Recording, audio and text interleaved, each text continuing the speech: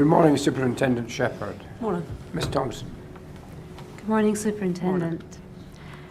Yesterday afternoon, we began to talk about your role within the Gold-Silver Command structure, and you explained that in the Gold Group meetings, you were one of a number of Bronze Commanders, and that your responsibilities were portfolio-based around community impact and resourcing and welfare.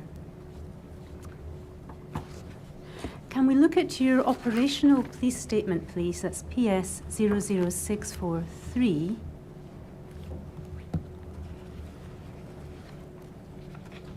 And if we can go to the second page of that statement.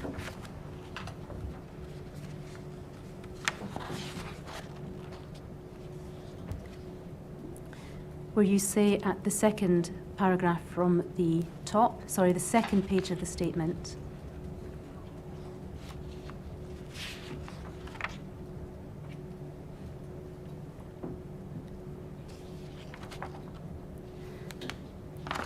I think I might have a different version, sorry. If we scroll back up a little bit again. Here we are, it's the fourth paragraph down on this version. At 11:30 hours, same date, I attended a Gold Group meeting chaired by ACC Nicholson.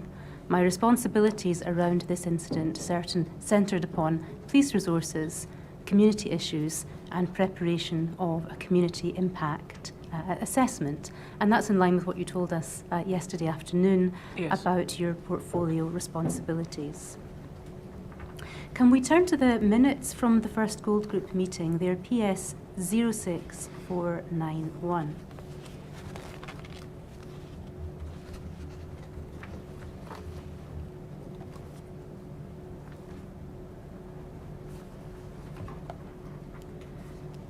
We can see that these are the minutes from the meeting at 11:30 on the 3rd of May at Kirkcaldy Police Station. All parties present are named, and we see just at the bottom of the screen Chief Inspector Shepherd as you were at that point in time. Can we scroll through the minutes, please, until we reach agenda item 6?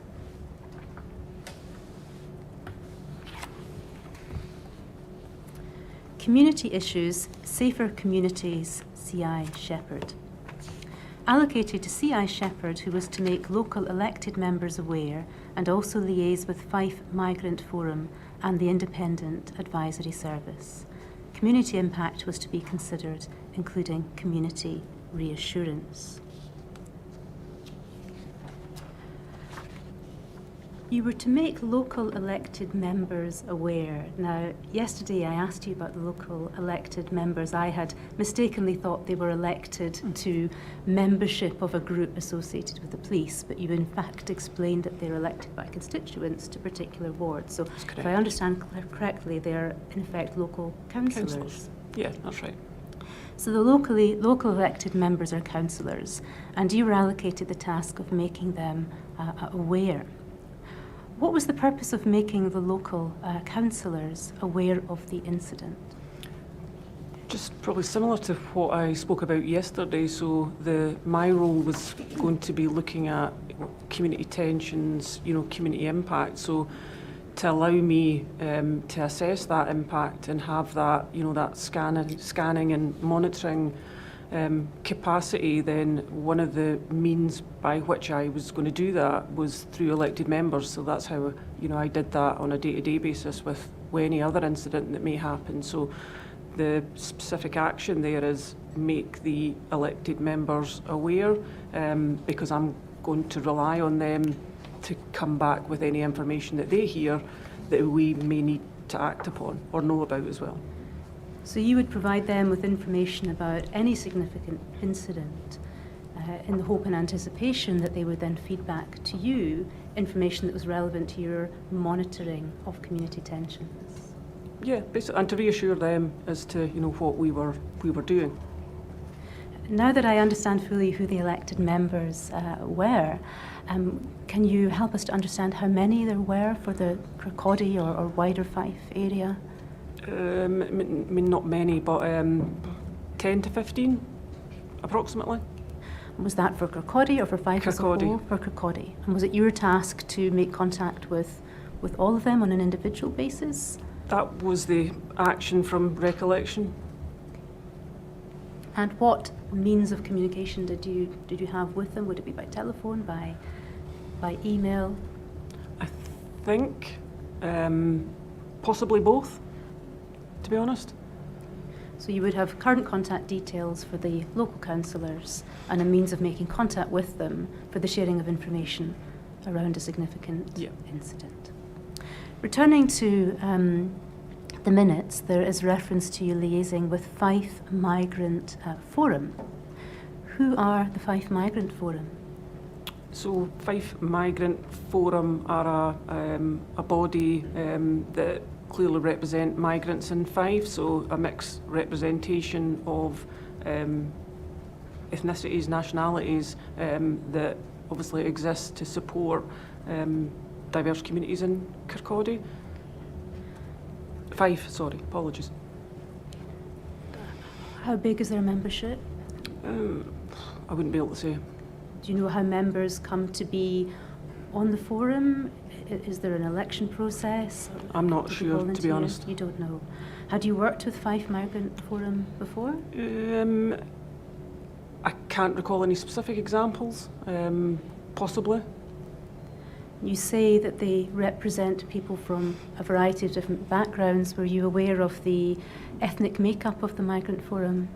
I think I was probably aware enough to know it was a mixed makeup within the forum. Were you aware on the 3rd of May of 2015 whether there was anyone on the forum who was black? I wasn't aware of that, no. Or African? I wasn't aware, no. Muslim? I wasn't aware, no. And what was the purpose of liaising with the forum? At that point, clearly that's the action that's come from Gold, so, and I don't think I engaged them that day. I think that was done through Safer Communities staff. I certainly don't recall speaking to the Fife Migrant Forum or a representative thereof on that day. So I think that was done by a member of Safer Communities staff. And what would have been the purpose of making contact with them? What is their remit? How might they have been able to help you? I suppose going back to that, you know, the scanning and analysis that I was looking to do to monitor, you know, community impact was reaching out to representatives of our community in Kirkcaldy to help us, you know, be informed as to how that impact was being felt. Returning again to the minutes, there's reference there to you also being tasked to make contact with or to liaise with the Independent Advisory Group. Tell us about the Independent Advisory Group. Sorry, do you see that? It's 4 lines up from the bottom of the screen. Oh, sorry. Yeah, I do see it. So the Independent Advisory Group became probably more commonly known as the Lay Advisory Group that was put in place. So that group was made up of representatives from diverse communities to come and basically engage with you know, police colleagues, including myself, to bring that knowledge of local communities. So there's a lay advisory group made up of individual members from diverse communities. Are they individually known as lay advisors? We've heard talk of that's lay how advisors. I, you know, would know them. Yeah. Do you know how lay advisors found their way onto the advisory group? No. Do you know how many members there were in the group back in May of 2015? No. Do you know what the makeup of the lay advisory group was? No. Do you know whether in May of 2015 there was anybody on that group who was black? I couldn't say for certain. Or African? Sorry, on the lay advisory On the group lay advisory that came group. to. Sorry, yeah. Well, I do, because clearly the lay advisory, you know, members that we involved came from different communities. So. What communities did they come from? The 2 advisors were a Polish gentleman, and from memory, let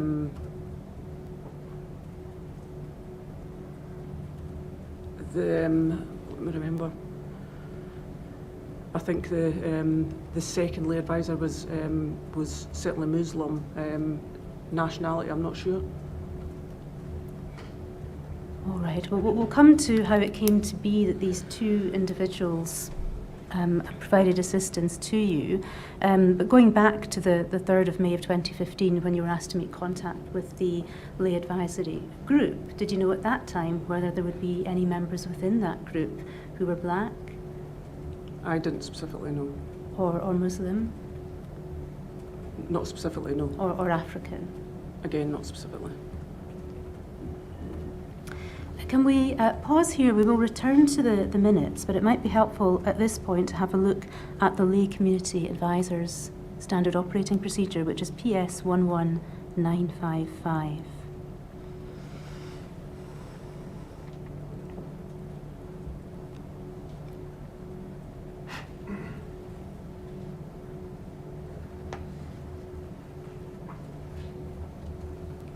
If we scroll down a little, please. Lay Community Advisors Standing Operating Procedure, and we see that it was the version that was in force in May of 2015. Have you seen this before, Superintendent? From memory, no. We've heard that there is a vast number of SOPs on the intranet.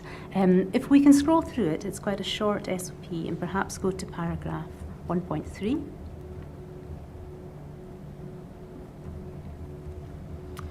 Where it says that lay or community advisors are independent persons who, through their backgrounds or employment, have a particular knowledge of a community group, but who do not necessarily represent that community.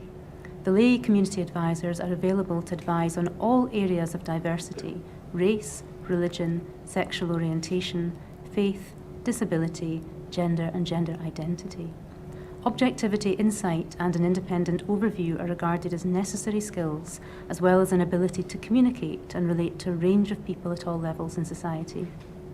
The advisors are comprised predominantly of external community members, but in some areas, a number of police officers and members of police staff are also available to give advice based on their community backgrounds or personal knowledge.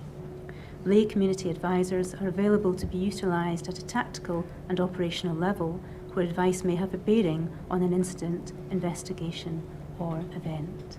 Does that fit with your understanding of the remit of the lay advisory group?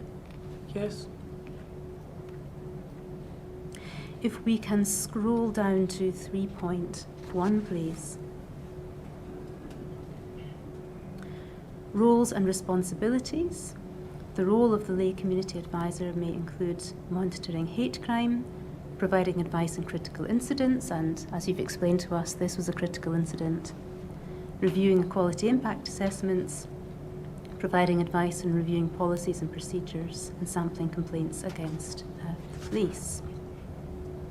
And at 3.2, we see examples of when lay or community advisors can be utilised to advise on the potential impact of an incident on specific communities, and that, I think, is what you explained to us would be the reason for making contact with the lay advisors. It's part of your scanning and your monitoring of community impact. Advise on issues specifically relevant to the individual or community affected. Advise on any potential impact, adverse or otherwise, from a proposed course of action by the police. Again, does what you read on the screen today fit with your understanding of the role of the lay advisory group? It does, yeah. Had you worked with them before? No. Can we return, please, to the minutes from the first Gold Group meeting?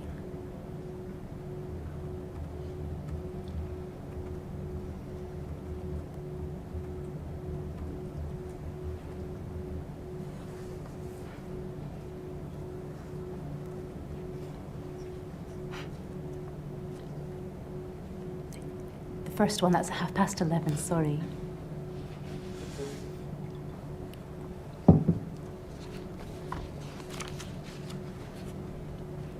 It's PS 06491.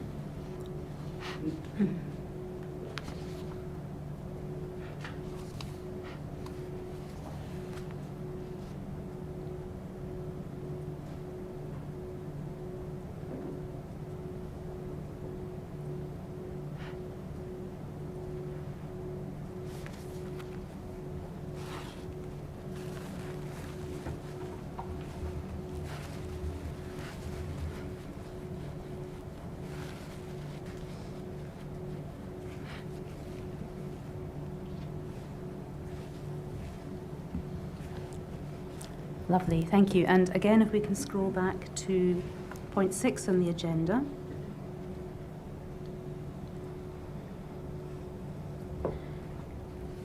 So we've discussed the first sentence under bullet point 6, you making contact with elected members, the Fife Migrant Forum and the Independent Advisory Group.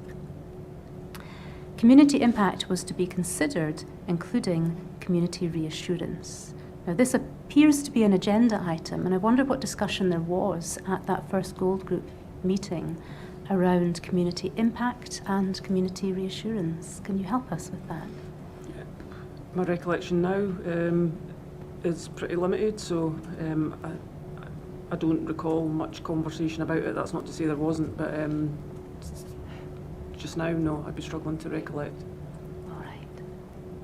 And the final point under item 6 is that a request was to be submitted via SCD Internet Investigations RAE monitoring of social media. And I wanted to ask you some questions about that. What discussion was there at the Gold Group meeting around monitoring of social media? I don't recollect now. What might be the purpose of monitoring social media? Probably as I spoke about yesterday, so it would just be that what's the information that's been spoken about this incident that we would need to either know about, monitor and assess to make an assessment of. Does that then mean there's a community impact?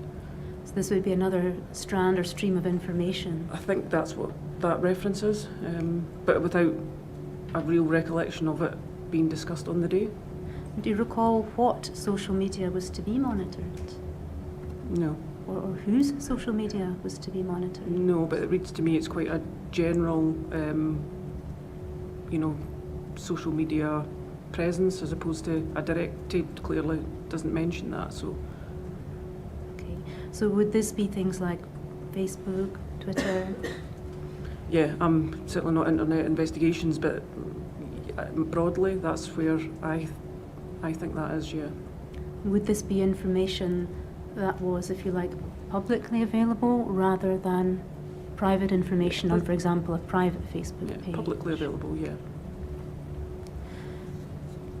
Can you assist us in understanding whose social media accounts were likely going to be the subject of this monitoring? Not from that, no. Do you know whether it would have included, for example, friends or family of Shepherd? I don't recollect that. And might there have been a reason to monitor the social media, the public social media posts by friends and family of Shepherd? If it was deemed appropriate and proportionate, then, but without knowing what the ask was that was made to SCD Investigations Unit, I'm not exactly clear what was asked for, but my general understanding it would be open public social media. And if it's open and public, why is it that there's a need to make a request via SCD Internet Investigations in order for the monitoring to be carried out? Just because it would be done then in a a unified way, as opposed to asking me particular to go and do it. I wouldn't have access to to a facility to do that. Our computers are all networked, so that was the action that was given to the investigations unit. Oh, I see. So SCD Internet Investigations, they were the people who were to carry out the monitoring. Yeah. I see. So I think I misread this. I thought that a request had to be made through them for authorisation. No. For you to carry out the monitoring. No, that was the action. Well, that's my interpretation of that reference in the minute. All right. And is this a process that you're familiar with, something that you've come across before? Yep. In what sort of incidents? Most, incidents of, that I think there's going to be a community impact, then that's not unusual. And certainly yesterday at the beginning of your evidence, when you spoke about all the different ways that information might come to you from media, from intelligence, from officers, from members of the public, would social media simply be another source of information that would help you to monitor the impact of an incident on a particular community? It would be, yeah.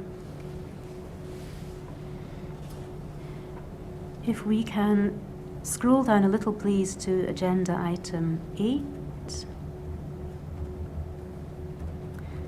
Staff welfare allocated to Chief Inspector Trickett and Police Federation reps PC given. I wanted to look at that entry only in passing because I understand that you also had some degree of responsibility for the welfare of the officers involved in the incident at Hayfield Road. And I wondered if you might be able to explain how your role and responsibilities fitted with those of Inspector Trickett, who we've heard was a post-incident manager responsible for balancing the welfare of the officers with the needs of the investigation, and Constable Given, who was the Police Federation representative. So Chief Inspector Trickett, Chief Superintendent now obviously, was managing the staff welfare from the point of the PIM role that he was performing, so very much on that day their welfare clearly was encompassed in the PIM procedure. I was going to pick up the overall welfare, once that PIM procedure was either completed or moved on to the point that that it would fall to me. So you would pick up where he left off, essentially? Yeah, basically. I'm overseeing welfare on the all staff at Kirkcaldy, so they were clearly members of staff, but just at that point in time, because they fell under the PIM procedure, that took primacy in terms of dealing with their welfare and needs. And in the aftermath of that, I would pick it up like I would pick up all the rest of the staff that work at Kirkcaldy. And what about Constable Given from the Police Federation? How did her role sit alongside yours? Just complemented that role. The PC Given was clearly a member of the Scottish Police Federation, so that was representative of their staff association as well.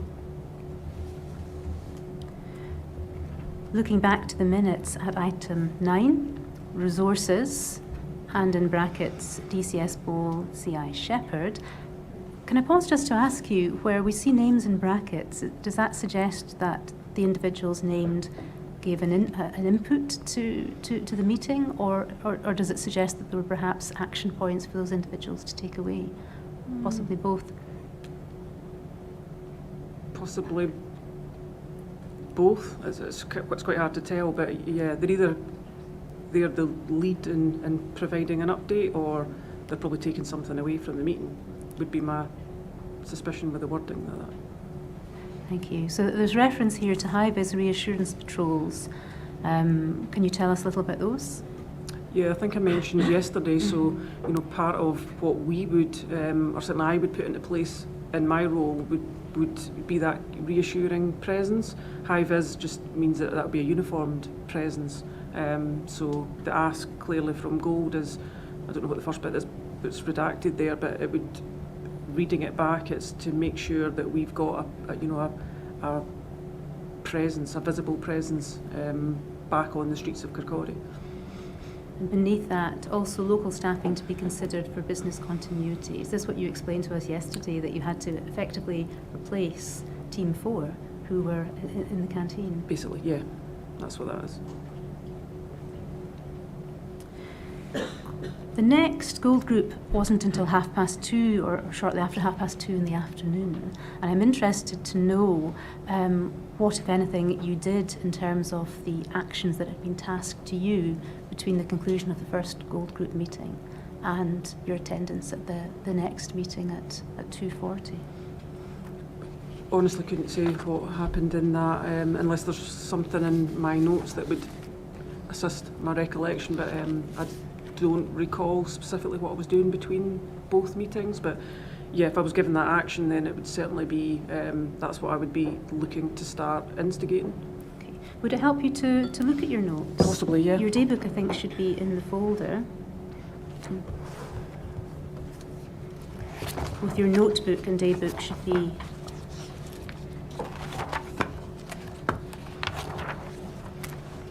in the folder. Let's begin with your notebook. Each page has been given a different reference number, but if we begin with PS 18479, just so you can satisfy yourself that this is your notebook. Yeah. Sorry, do you have it there I in do. the hard I copy do. also? Yep. Thank you. And the first page that's relevant to the 3rd of May is PS 18480. Yeah, that's correct. And we see here Sunday, 3rd of May 2015, KDY, I think must be Kirkcaldy. Yeah, it is. Yeah. Recall to duty 0930 hours. Around 14:30, 14:45, contacted by DS Dursley, rate issues ongoing with family of deceased. So that appears to be the first entry that you've made in your notebook for that day. It relates to events that we'll go on to discuss later today that took place around about 4:30. But there doesn't appear to be anything in your notebook between you being recalled to duty at 9:30 and being contacted by DS Dursley at 4:30. Yep. So it may be that the notebook doesn't take Not us my any notebook. further forward. Is my daybooks in here would be particular or more relevant, I think.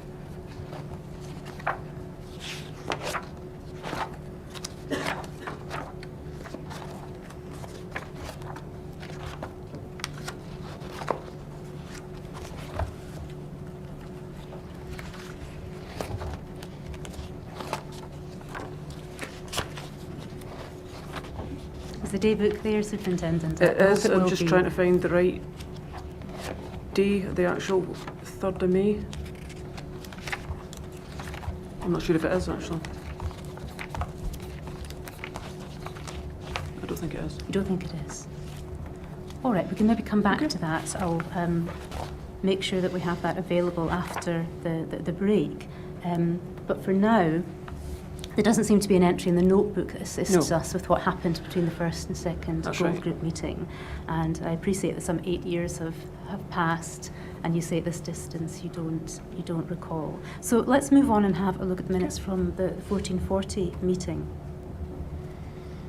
And that's PS 06514.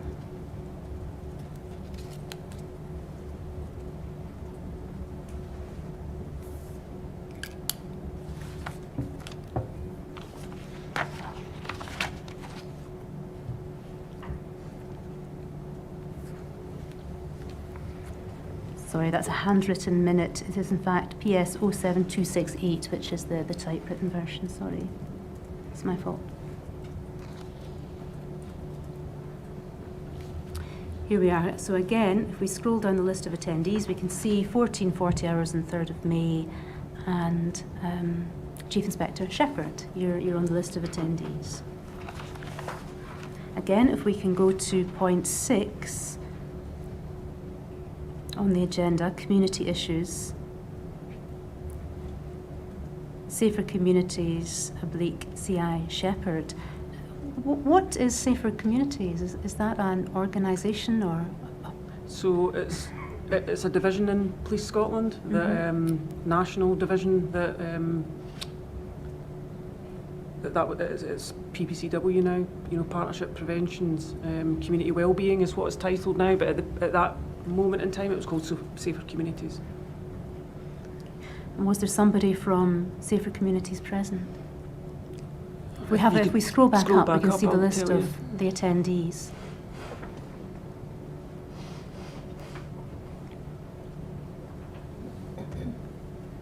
At that point, no. No. All right, let's return to bullet point 6. Discussed and Chief Inspector Shepherd to contact elected members, Fife Migrants Forum with regards to the incident. Chairperson of Fife Migrants Forum to be invited in to discuss. So this is in very similar terms to the entry in the minutes from the meeting at 11:30. And I'm wondering why the action points from the meeting at 11:30 have been repeated in the meeting at 2:40 in the afternoon. I don't know, but then there's other points that seem to be reflective of that first meeting as well, i.e. the CIA staff welfare. So I think there were almost sub-bullets within the minute of as that the Gold would clearly have or be seeking updates on. So I think is my sense. All right. The main difference seems to be that there's now a reference to the chairperson of Fife Migrants Forum to be invited in to discuss. Do you recall who the chairperson of Fife Migrants Forum was at that point in time? I don't. Do you recall what their ethnicity was? I don't. And can you help us understand what the purpose was of inviting them in to discuss? Just similar to the last point that that we could as per that lay advice SOP. So it's to give us an understanding of different and diverse groups within our community, so we can be better informed.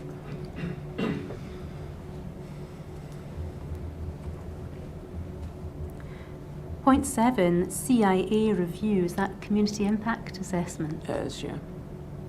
Again, that's got your name after it. Tasked to Nicola Shepherd, who was also to consider security of Kirkcaldy Police Station, raise media interest and any community tensions. Now, we're going to spend quite a lot of time looking at the community impact assessment later on, so we'll perhaps leave that to one side for now. But what were you tasked to do in relation to the security of Kirkcaldy Police Station, raise media interest and community tensions? From memory, I'm probably struggling to remember that now, but in a general sense, the Gold wasn't particularly familiar with Kirkcaldy Police Station, so at that point some stations have different measures of security that prevent access. Kirkcaldy didn't.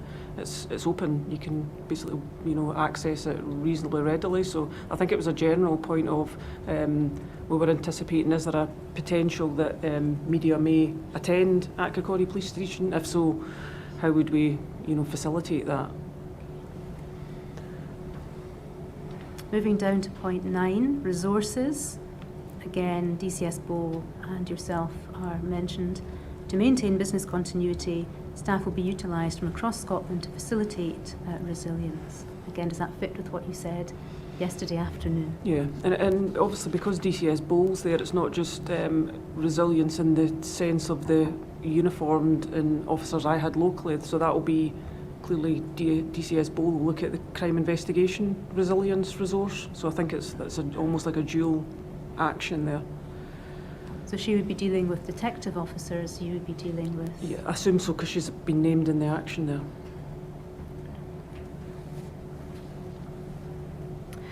Can you explain what action you took after the second Gold Group meeting? I would hope that put those actions into place. I can't recall now exactly the activity, but just due to the passage of time. But certainly I took those actions away, so there would be an absolute expectation that I would update back to Gold as to what I'd done. And so far as the chairman of the Fife Migrants Forum is concerned, were they invited in for a chat or a discussion? Not that day. No. But at a later point? From memory, I think it was the following day, but I couldn't be specific again. It would come back, there'll be minutes from that meeting, whether it was the following day or the days that preceded. But do you recall that person, that individual coming in to Kirkcaldy Police Station for a discussion? I think it was Kirkcaldy Police Station they came into. Or a discussion taking place? Yeah. And that would be between yourself and that individual? Yes. And you think that would have been the following day? Yeah, certainly in the days that followed. Is that the sort of information that might be captured in the community impact assessment? Yes, it will be. Well, we'll perhaps come back to that when we look at the community impact assessment. I'd like to ask you about something else now. If we can go back to your inquiry statement, please.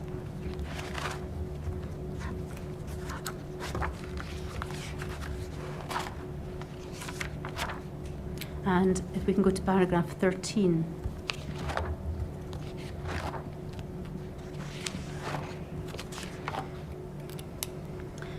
Attendance at the canteen.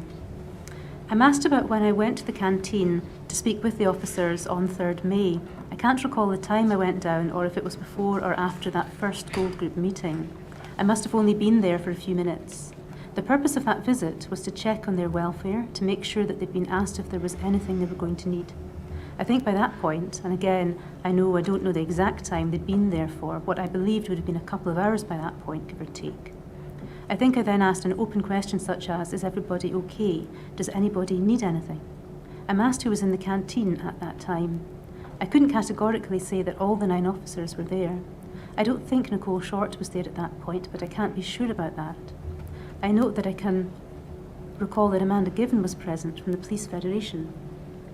I note my PERC statement dated 18th June 2015, page 2 records, I can recall that Amanda Given was present from the Police Federation. I am unsure if anyone else other than the principal police officers, with the exception of Nicole Short, were present. I can't recall anything beyond that. So you've explained that you had a role in relation to welfare. And how did you go about checking on the officers' welfare when you went to see them in the canteen? Just as it's probably outlined within that paragraph 13, I think I asked an open question as to how they were and was there anything I could do. It was, at that point, it was as simple and as basic as that. And this was at a point in time when the PIM procedures were in place or shortly to be put in place, is that right? I think only because I know who's been described, I don't think the PIM was there. Right, I beg your pardon. The PIM wasn't there, it wasn't there yet. I certainly don't seem to document either at that point, and I think when I'm asked the questions and I reflect back to my PERC statement of the 18th of June 2015, I don't reference the PIM being there. So. All right, I think we heard evidence from him that he arrived, I'll be corrected if I'm wrong, mid-morning. Okay, I don't actually know when he arrived. So this may have been before he arrived? Possibly. He just wasn't there. But certainly Amanda Given was with the officers at that point in time. Now I appreciate that your role was a welfare one, but as a senior officer yourself, did you have any concerns around the officers being together in that way in the canteen on the return from Hayfield Road? At that point, no. If we can turn to paragraph 14. As to what was said, I don't think anything was said by the officers other than an acknowledgement that I'd been down and maybe a thanks for coming down to speak to them. Nobody there asked me for anything or for anybody to be contacted on their behalf. Amanda Given was there, so I assumed that Amanda would have been asking the same question around whether anybody was needing anything or if anyone wanted somebody contacted. Once I asked that, if there was a response, I don't recall it, and it was such a short conversation that I couldn't specifically tell you what I said, but the purpose was purely to check if everyone was okay and if there was anything that they needed of me. I don't remember anybody asking for anything, and after that, a couple of minutes of being there, I basically left and didn't return to the canteen. Did you have any further dealings with the officers in the course of that day? No. Can we look at paragraph 15, please? I'm asked about Constable Daniel Gibson's PERC statement, where it states, I can remember that CI Nicola Shepherd, the Kirkcaldy CI, came in at one point. She said that the family have the right to know what happened. She only came for about 5 minutes. I don't know why she said that. I'm assuming that was because the Federation officer had told us to say nothing at that stage. And you say, I don't have any recollection of that. That's not to say I didn't say it. I don't recall that. Now, you'll have had time to reflect since you gave this statement to a member of the inquiry team. Does it remain your position today that you don't recall that? I don't. You don't. And was it your view that the family had a right to know what had happened? Yes. And were you aware at that point in time that the officers hadn't given statements? I don't think I knew that.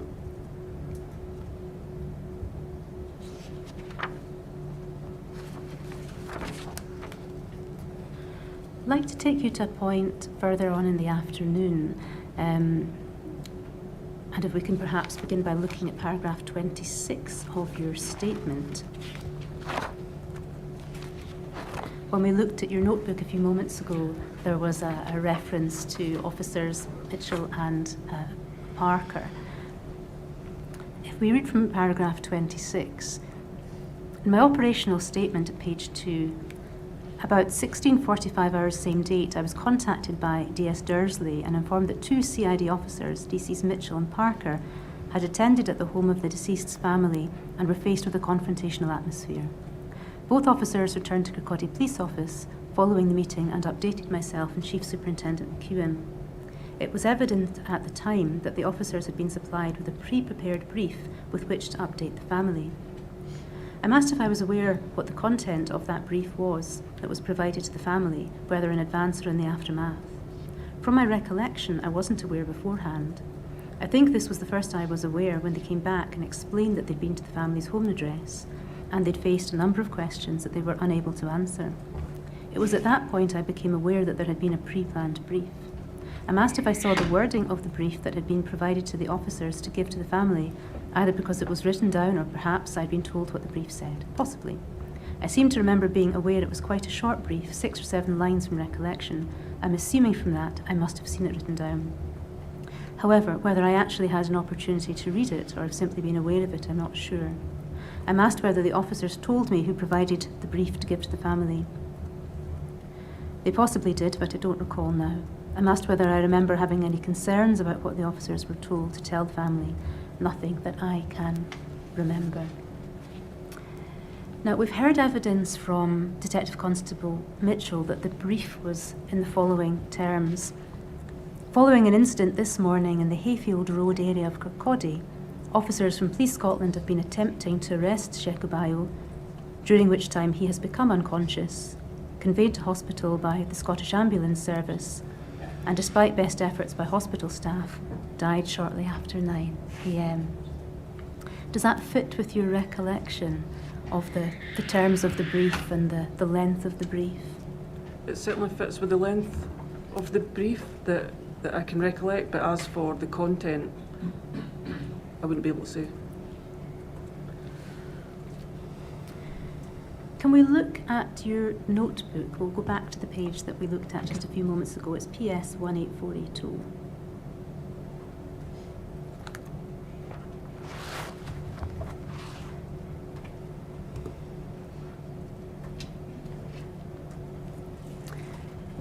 Sunday 3rd of May 2015, Kirkcaldy, recalled to duty 0930 hours. Around 16:45, contacted by DS Dursley, Ray issues ongoing with family of deceased and 2 DCs at home, describing confrontational atmosphere.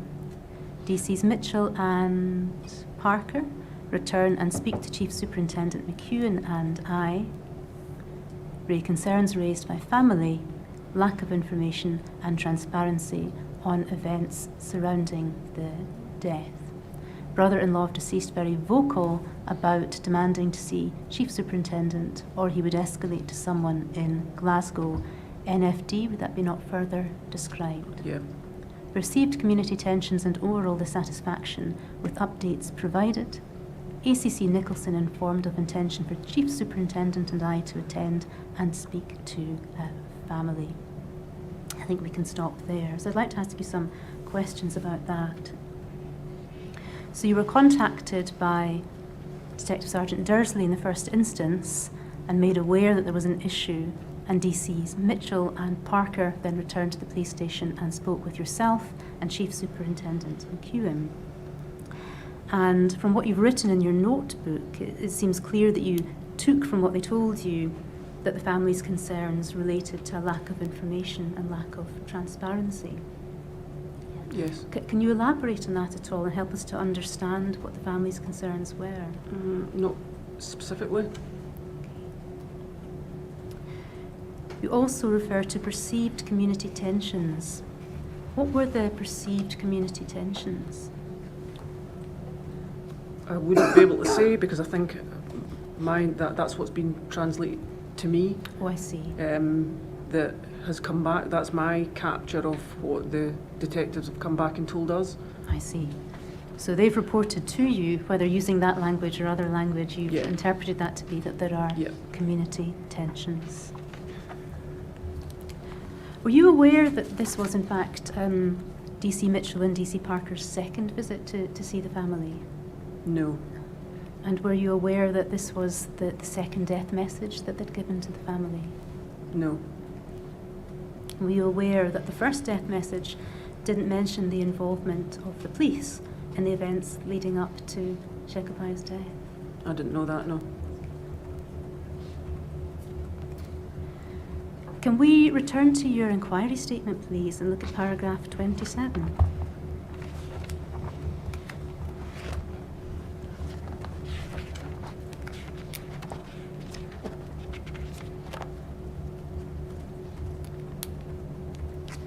I'm asked about training for police officers to pass a death message.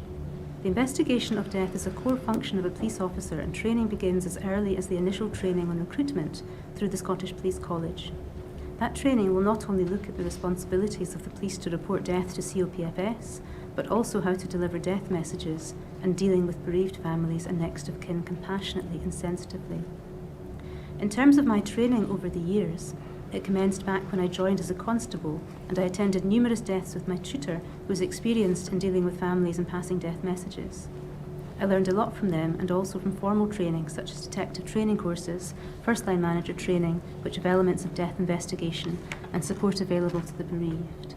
In short, all officers will receive training which will touch on passing on death messages. So you mentioned there the importance of dealing with families compassionately and sensitively. And how important, in your view and your experience, is it to tell a family the truth about what has happened to their loved one? It's fundamental. And what would be the likely impact if the information given by the police to a family was inaccurate or incomplete or misleading? I mean, it risks losing trust and confidence. And our ability to, investigate potentially in their eyes would be my thoughts. Let's look at paragraph 28.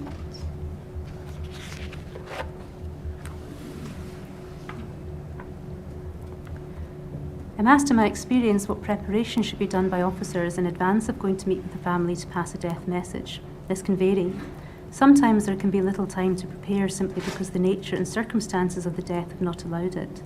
What I mean by that is we operate now in the knowledge that details of an incident very quickly become known in the public domain, and often through social media. We aim to trace next of kin in person as quickly as possible to prevent them finding out through other means, and this also enables us to support them as quickly as possible. If you consider the case of a fatal road traffic accident which has just occurred, there is a pressing need to identify the deceased and locate their next of kin. The next of kin may not live in the area of the accident, and we would need to make that request to another force area. That, of course, is often reciprocated, and in these cases we will have little information about the accident or the deceased and their family. Officers will do what they can to understand the needs of the family before they attend, but there are occasions where they will be asked to attend urgently with limited information.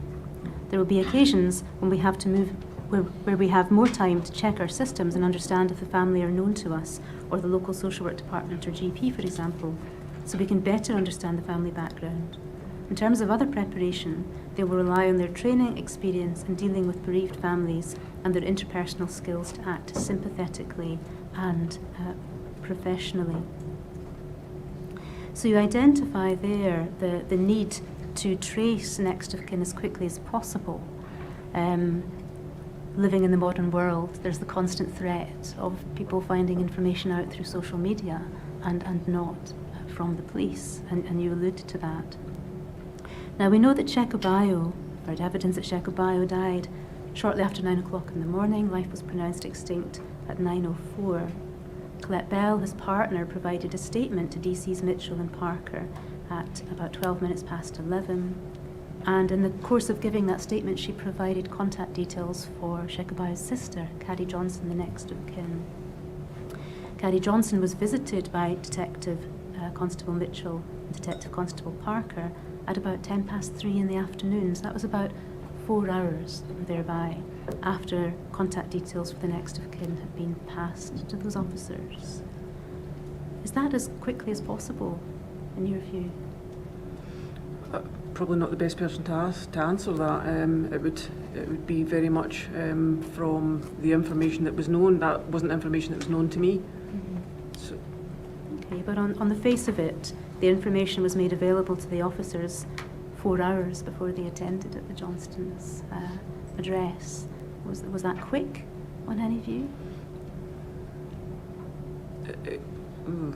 4 hours isn't quick.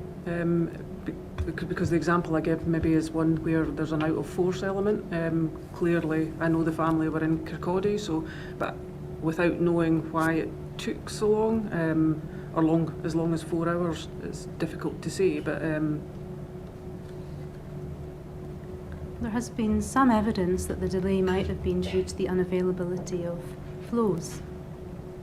okay. In your view, would that fit well with there being a 4-hour delay on the face of things and sharing the information with the next of kin? I'm not sure that the requirement to have a flow would necessarily delay that in my view, but again, I'm not probably privy to all the information, and certainly not privy to when statements were noted. All right, we can ask other officers Okay. about that. Can we turn to paragraph 29 of your statement, please?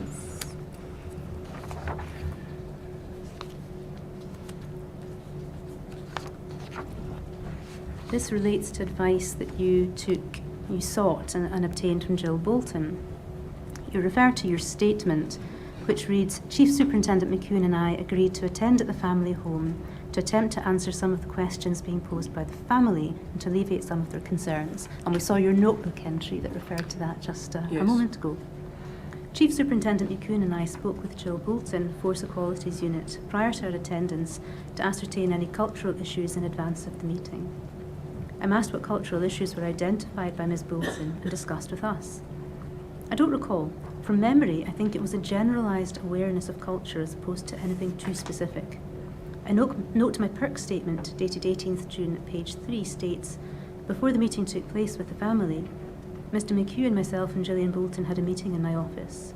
Gillian Bolton is the Force Equalities Officer.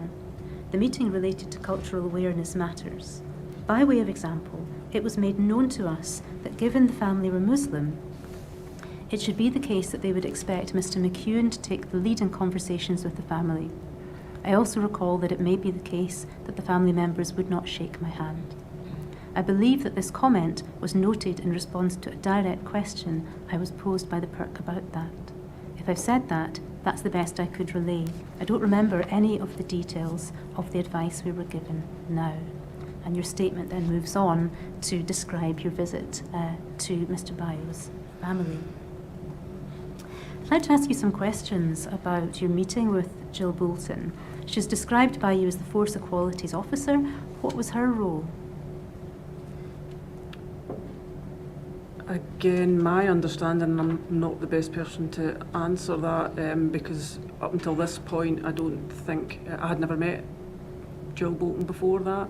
I'd, you know, the Force, her title, Equalities Officer, clearly we were a year and a half or just into Police Scotland, so that post hadn't existed in a force sense. I understood from certainly that conversation with her that she was going to provide us with relevant information before going to see the family, but other than that, I wouldn't be able to elaborate. So it's perhaps a question we should ask her to explain what sure her role was. But what was your understanding of the purpose of this meeting? And how did you anticipate she might be able to help you? Awareness raising was my understanding, that she was going to provide us prior to us attending at the family home. Do you recall what information you were able to give to her in order for her to give you advice based on that information? No, I don't. And what sort of advice were you looking for? Anything that may aid our ability to, inform, assist. That's why we were going there to do our best to assist. So anything that she could do to assist us in, making that as a productive visit as possible was the point of that, in my view. And by the time of this meeting, were you aware that Shekabaya was black? Yes. Were you aware that his family were from Sierra Leone? Not as such, no. Were you aware that his family were Muslim? I don't know at what point, to be honest, and certainly at that point in the day, possibly, but I'm not sure. I'm just wondering what information you would have been able to provide to Jill Bolton so that she could give you advice that was tailored to the circumstances of the meeting you were about to have with Mr. Bayo's family. My recollection is I wasn't required to brief Jill Bolton. It had already been done. Right. So that conversation was very much coming the other way to myself and Mr. McEwen at that point, as opposed to us briefing to then receive a response. So my assumption, somebody else has clearly provided Jill Bolton with an update as to what we were dealing with that day. So was the meeting a little one-sided then? It was. I think you can see from the timings of that the timing of that meeting and then going to meet the family, and then initially when the detectives came back, it's a really short window of time. So it wasn't a long meeting from recollection. We have a statement from Jill Bolton, so I wonder if we can pull that up on the screen, please. It's inquiry reference 00243.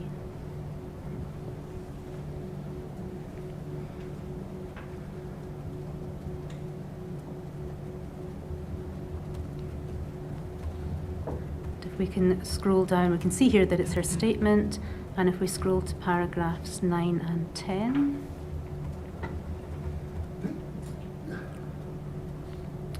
we can perhaps have a look at what her role was.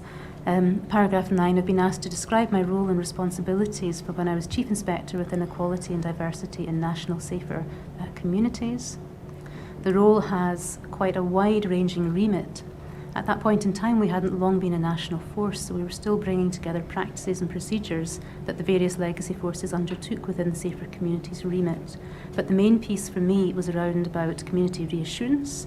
There was a fair focus on that, and that wasn't just in relation to incidents like this, but also things like if there was a big march or there was something that was going to be disrupting our community, and whether that's a geographical community or a community formed of a protected group. National Safer Communities would be there to provide that community reassurance. We were also the department that had the links into our community lay advisors, into community groups, so that we could spread messages from the force or from a local division to make sure that they were going into the heart of communities that needed to hear that information, particularly in relation to any groups that may ordinarily be within harder to reach communities. So there was a fair bit of work around that. She goes on to talk about going into schools and that sort of thing. So does that description, which has come from her as to her role and responsibilities back in May of 2015, fit with your expectations of her role? Appreciate you hadn't worked with her before. In a general sense, yeah.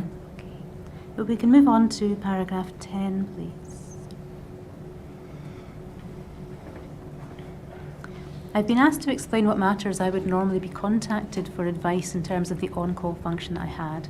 It tended to be those at the more serious end of the spectrum, so I've been contacted about a number of deaths, and particularly where the deceased was from an ethnic or an ethnic minority background, or from a protected characteristic, whereby there may have been an impact on a specific community. So situations where there was additional information or understanding required about the cultural sensitivities of a particular group and the needs of that group, and how we might best meet them. The role of our Safer Communities on-call facility was to provide that, and it didn't mean that we detracted from the operational chief inspectors or whoever were on the ground. We could come in and have that advice to our fingertips.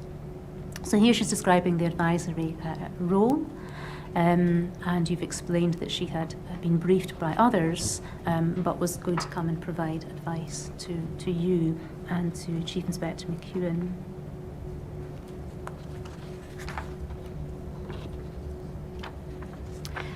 Can we look, please, at your notebook? It's the page that has reference PS 18481.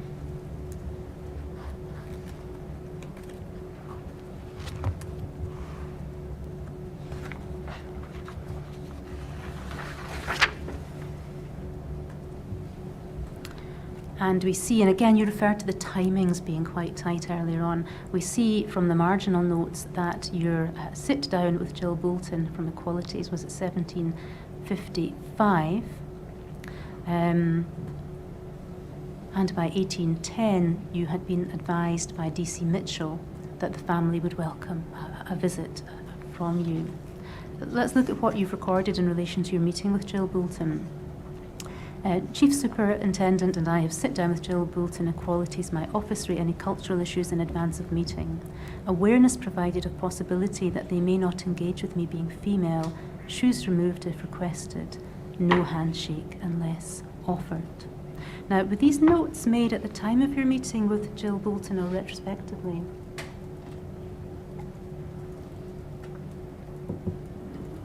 I think at the time, but I categorically, I couldn't say. So it appears from this note that the advice that you were given, or the awareness that you were provided with, was of the possibility that the family may not engage with you being female. Shoes may be removed if requested, and no handshake unless offered. Were you given any information by Jill Boulton that would have helped you to understand why the family might not have engaged with you because you were female? There might be a need to remove your shoes, and that you shouldn't offer a handshake unless one were offered to you. Possibly, I just don't recall now anything further than probably what I've documented there. Okay.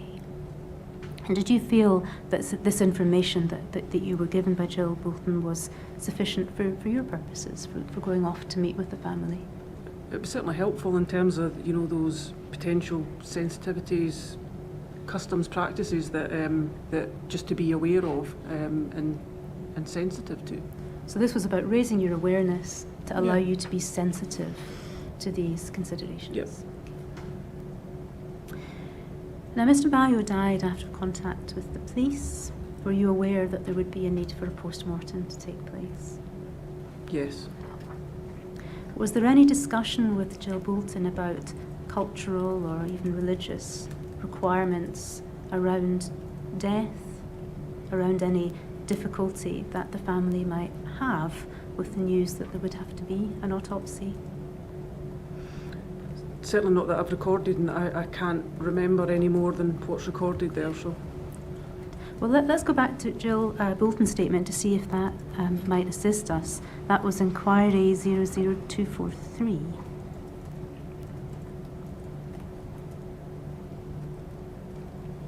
And if we can go to paragraphs 18 and 19.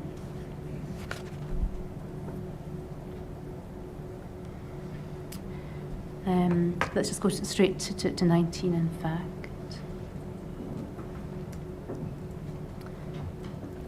Paragraph 18 just relates to the timing of the meeting.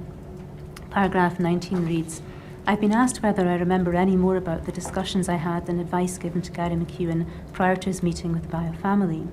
Yes, we always reverted to the Police Scotland Diversity Handbook. This is a document which gave some very generic and wide-ranging information about the considerations that we might want to be aware of. I had covered things like going into the house, shaking hands with women, and the fact that women and men might be separate, and that wasn't unusual. Also, that often in the Muslim faith there are concerns over any post-mortem or interference with a body before its burial or funeral, and also that there's often a desire to achieve a funeral or a burial or what have you within a fairly swift period of time. Oftentimes, where the police are involved in a death, then the sense would be that that might not happen in the way that families might like or expect.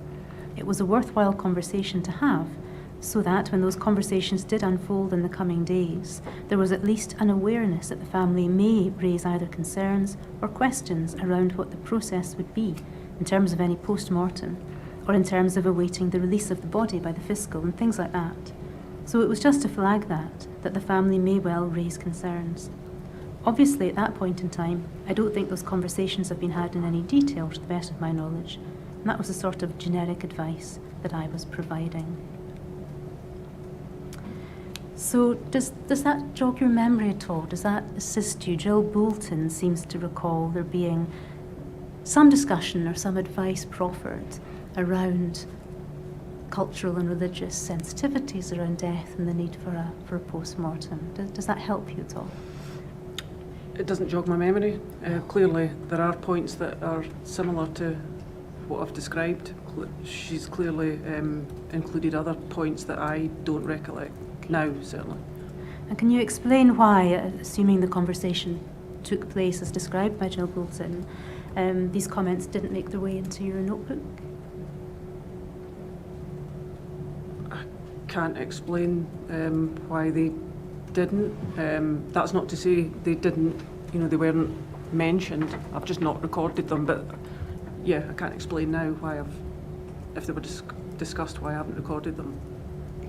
Looking back, are they things that you think perhaps might usefully have been recorded? Yes. Do you think that the issues concerning cultural and religious considerations around death are important things to bear in mind when meeting with the family, and so it might have been useful perhaps to have made a note? Absolutely, in terms of crucial considerations for us to consider, the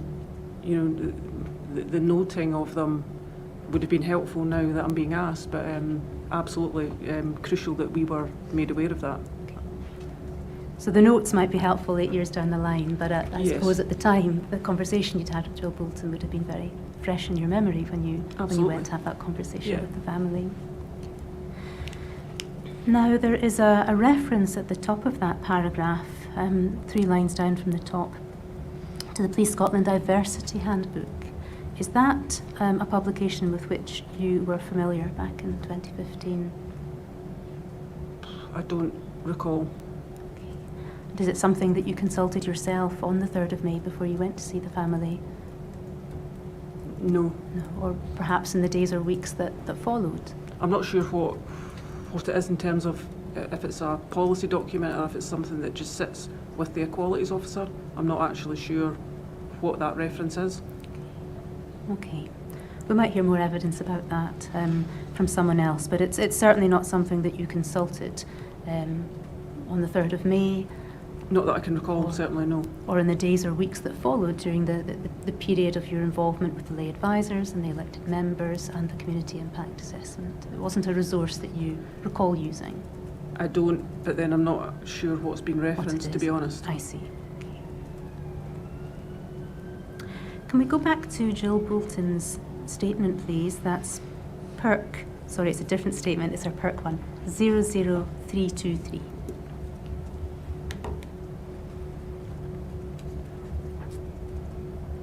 This is a statement that Jill Bolton gave to the PERC. If we scroll down, we'll see the date of that statement, 29th of June of 2015. And if we can go to the second page, please. And the second paragraph, here we are. So reading from her statement, I arrived at Kirkcaldy at 17:30 hours, where I was provided with a further update in relation to the incident, and at 17:45 hours spoke with Chief Superintendent McEwen and Chief Inspector Nicola Shepherd. So if we pause there, this fits very much with what you said a few moments ago, that you understood that Jill Bolton had been briefed in advance of you and Gary McEwen going to speak with her. She refers to a briefing in advance of the meeting with yourselves. Okay. I understood that the brother-in-law of the now deceased was known to Mr McEwen in his capacity as a lay advisor within the Legacy Fife force, and that Mr McEwen was intending to meet with him. At this time, the religious and cultural background of the deceased was still unclear, but I provided Mr McEwen with some cultural awareness on the basis that it was believed that the wider family were practicing Muslims. I provided some generic advice regarding entering a Muslim household and advised that there may be concerns about the need for a post-mortem and how quickly the body of the deceased may be released back to the family.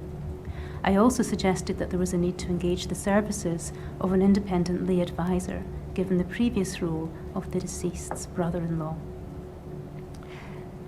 When you went into this meeting with Jill Bolton, had you been made aware that Sheco Bio's brother-in-law was a lay advisor to Police Scotland? I'm not sure if I knew that or not. Do you recall it being discussed in the course of the meeting? No.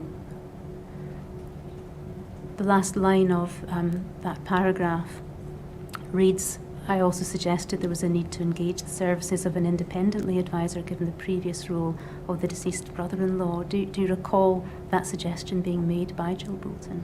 I don't recall that now, Don't no. recall that. And do you recall at the point in time that you went to the family, to visit the family, whether at the back of your mind you were aware that Shekobayo's brother-in-law was a lay advisor? I don't recall that.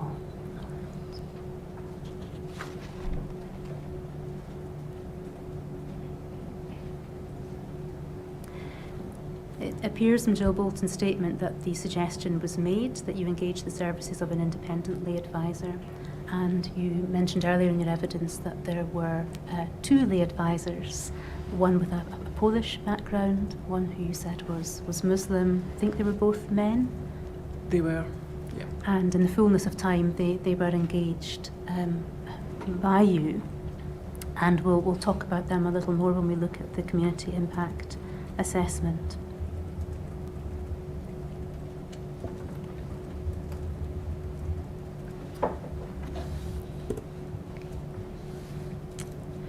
Do you recall a discussion with a Gary Wilson, who I believe was another lay advisor? No. This might have been on the 4th of May, but I wonder if I can take you to his statement, because it concerns the instruction or appointment of appropriate lay advisors given the circumstances of this incident.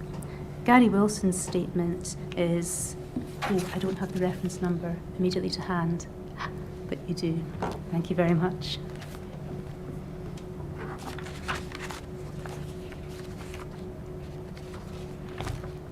So here's Gary Wilson's statement. Let's just set the scene if we can have a look at paragraph 3. He explains that he's on the books as a community lay advisor with Police Scotland, although he hasn't worked for them so much recently. And I don't think we need to go to paragraph 6, but in paragraph 6 he does explain that he advises principally in relation to issues concerning the LGBT community. And he says that the police would call me to deal with these issues. If it was an ethnic minority issue, they would try to obtain someone from an ethnic minority background, although it didn't always work like that, and you could deal with any equality issues. So he explains a little bit about the role of a lay advisor and his particular protected characteristic, or the characteristic in respect of which he could advise. If we can look at paragraph 19 of his statement, please.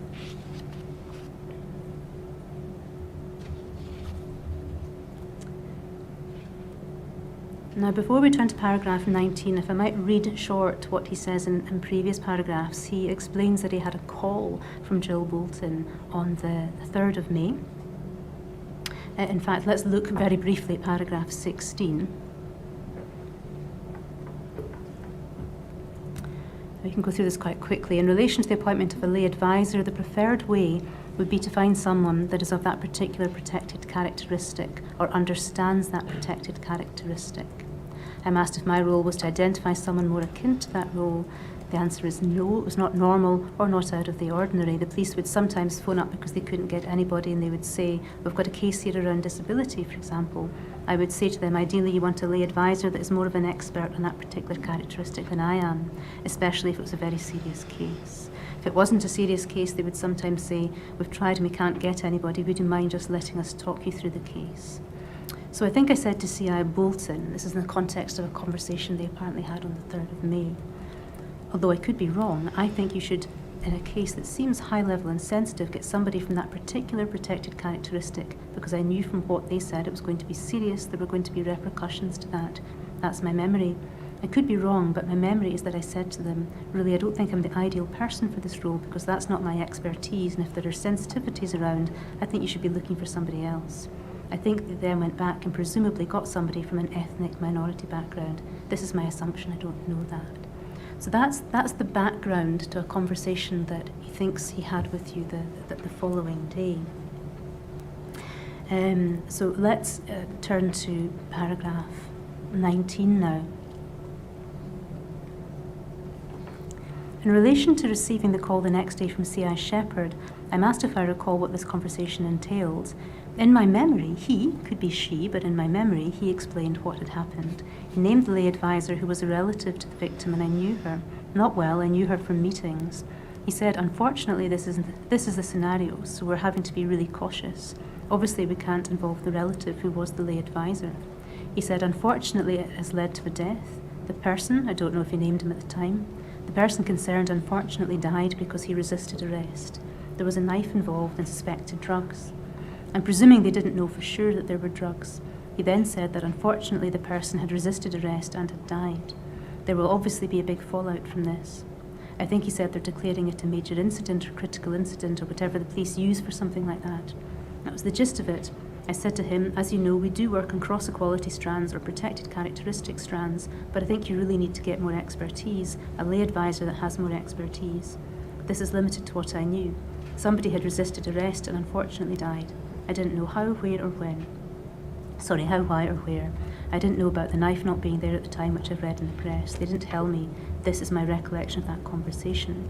And if we just look briefly at paragraph 20, I'm asked if I can recall if I was called by a man or woman. Sometimes the sergeant from St Leonard's police station would phone me and make the arrangements. So it could well have been that I conflated him phoning to make the arrangement for me to speak to her. That would clarify any confusion on my part. So,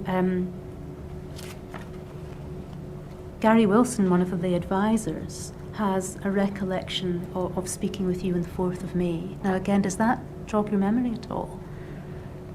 No. It doesn't? I don't know who Gary Wilson is. Okay. And I've no recollection of speaking to anybody that morning about the lay advisors, so probably slightly concerned that that's not me that's been referred to there. Okay. Okay.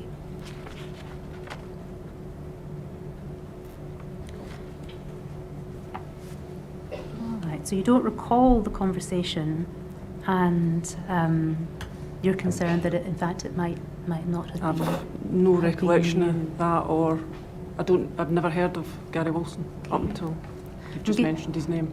Given your remit as Brond Commander leading on community impact, given the action points that we have seen set out for you in the Gold Group meetings, can you help us to understand who else it could have been that would have been making this call? I don't know. I don't remember meeting or speaking to the lay advisors before they arrived on that first meeting that will be documented. I'd had no contact with them, so that's probably why I'm reasonably confident that that wasn't me.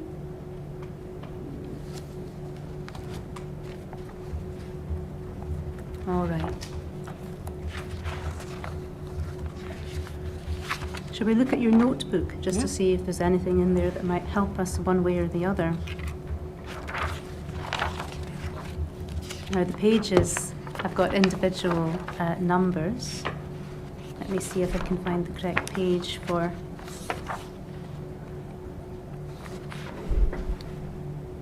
No, I don't think we in fact have a page that takes us as far as the 4th of May. Or at any rate, I don't. So let's leave that for now. I'm conscious that we don't appear to have the hard copy of your Gold Book. Your Daybook. Okay. And I want to look that out for you over the morning break. So This might be a convenient point to have the morning break slightly early. it would, sir, if that doesn't cause an I inconvenience. think so. Thank you. Well, 20-minute break at this point.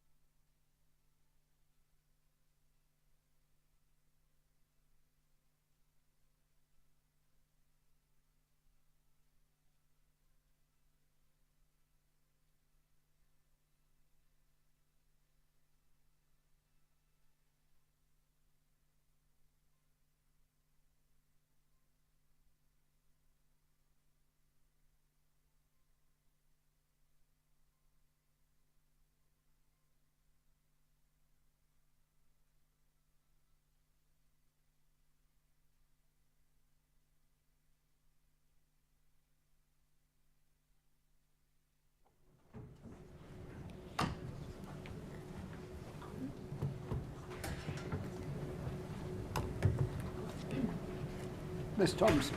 Thank you. Before the break, we were talking about a meeting or a conversation that you may or may not have had on the 4th of May with a Gary Wilson. And I had wondered whether entries in your notebook or daybook might be of some assistance one way or the other. Having made inquiries over the break, it appears we don't have notebook entries that go beyond the 3rd of May.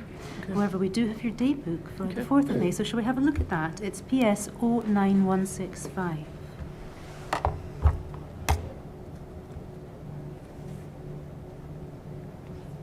Sorry, could you repeat the number? Sorry, 09165. It will also come up on the screen, but the okay. hard copy is 09165.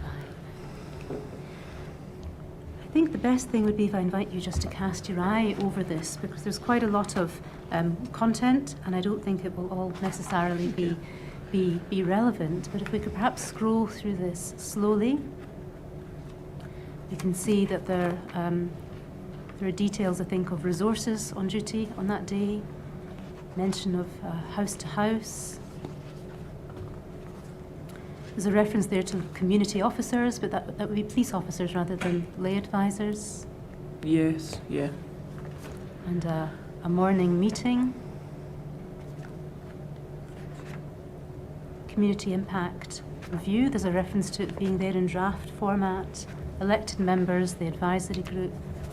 Reference to the local mosque, reassurance patrols. Family updates. PIM.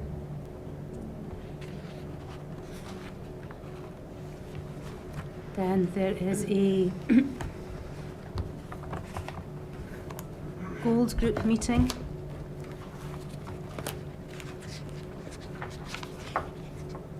Which we've heard was at 12:30 hours on the 4th of May. Some notes in relation to that.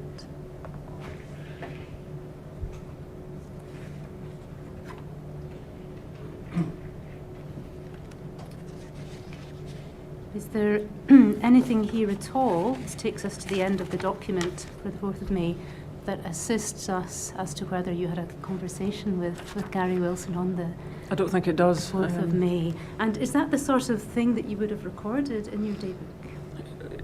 I think from my notes are quite detailed throughout, so I would like to think I would have recorded that. And it's certainly clear that when he gave his statement to a member of the inquiry team, Gary Wilson thought that C.I. Shepherd was a man. So there's certainly some degree of confusion there.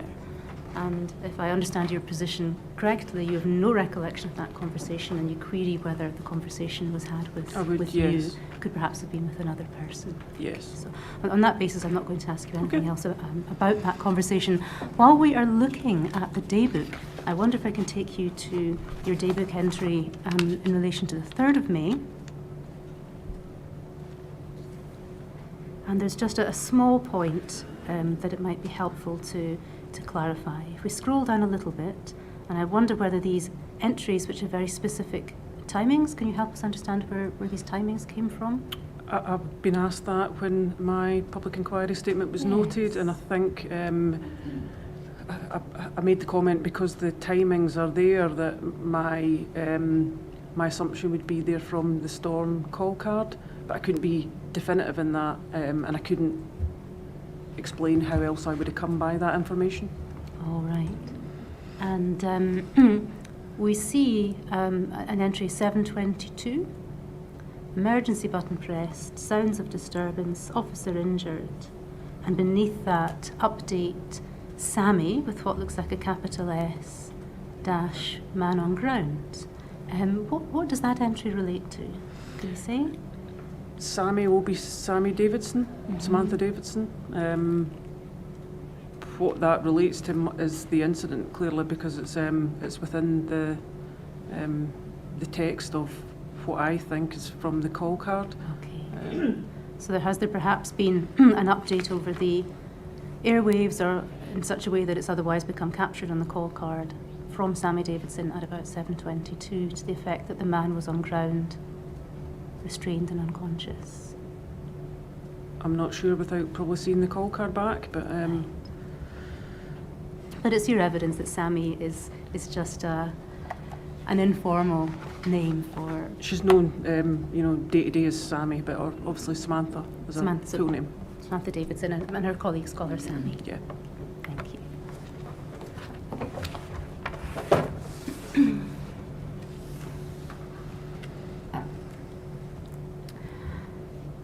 I'd like to ask you now some questions about the visit that you and Gary McEwen made to the Johnsons' house at about 6:30 on the 3rd of May.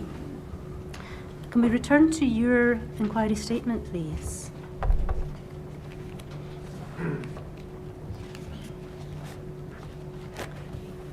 Paragraph 30.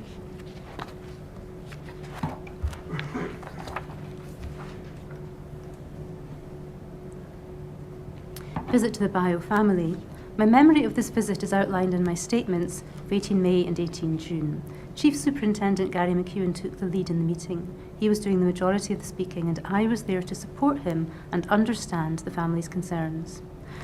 My role as the local area commander was to monitor the impact of the incident on the family and community more widely. I recorded details of the discussion with the Bio family in my police notebook. I recorded these notes when I returned to Kirkcaldy Police Office after the visit. I did not take these notes during the meeting as I did not think it was appropriate to be jotting down comments when we were in discussion with the family and they were posing numerous questions to us, both about the events that morning. The notes that I took were very much my recollection of the questions that were posed to us and the responses we provided. I recorded these as soon as I got back to the office. Continuing on to paragraph 31. Where your notebook entries have been copied into this statement. Attended at about 18:30, accompanied by Chief Superintendent, numerous family members present. Some introduced Addie, brother-in-law, sister Caddy, partner Colette, her mother. Chief Superintendent took lead and explained that purpose of visit was to provide them of our understanding of the events from a police perspective. Emphasised that this was not a factual account, but what had been provided to us to date. Explained that this was fluid and many people were still to be seen. Chief Superintendent explained to all present that at about 0700 this morning, a number of calls were received by the police from members of the public about a black African man in possession of a knife on Hendry Road at its junction with Hayfield Road. Officers had just commenced duty and left from the police station. Attended the scene, and during his apprehension, CS spray was discharged and batons withdrawn. During this, officers became aware that Sheck had lost consciousness. They administered CPR and called for an ambulance. Sheck was PLE'd, that's pronounced life extinct, at 0904. Chief Superintendent explained role of the PERC to undertake the independent inquiry and were in attendance at Kirkcaldy Police Station and would make contact with the family to inform them of their role. Number of questions were posed by the family. 1, why was this the first of them being told that Sheck's death involved contact with the police? 2, why did the police not disarm him? 3, the family have been told there were 15 officers in attendance. Why did it take 15 officers?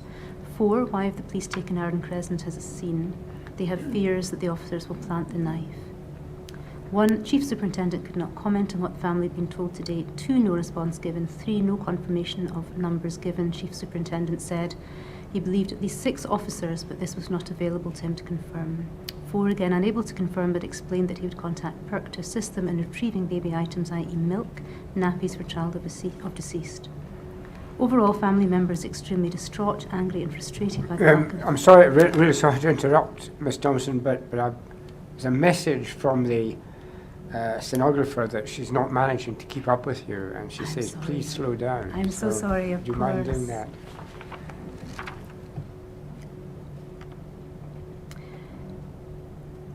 Four, again, unable to confirm, but explained that he would contact PERC to assist in retrieving baby items, i.e. baby milk, nappies for child of deceased. Overall, family members extremely distraught, angry and frustrated by lack of information. Addie requested that Chief Superintendent contact him tomorrow and requested that we do not release any information to media, as Sheck's mother had not been contacted and other family members were trying to contact her in Croydon. 1920 approx, Chief Superintendent and I left and returned to Kirkcaldy Police Station. So I'd like to ask you some questions around your recollection of that meeting. And if we scroll up a little bit again, please, to look at what you said in your notebook.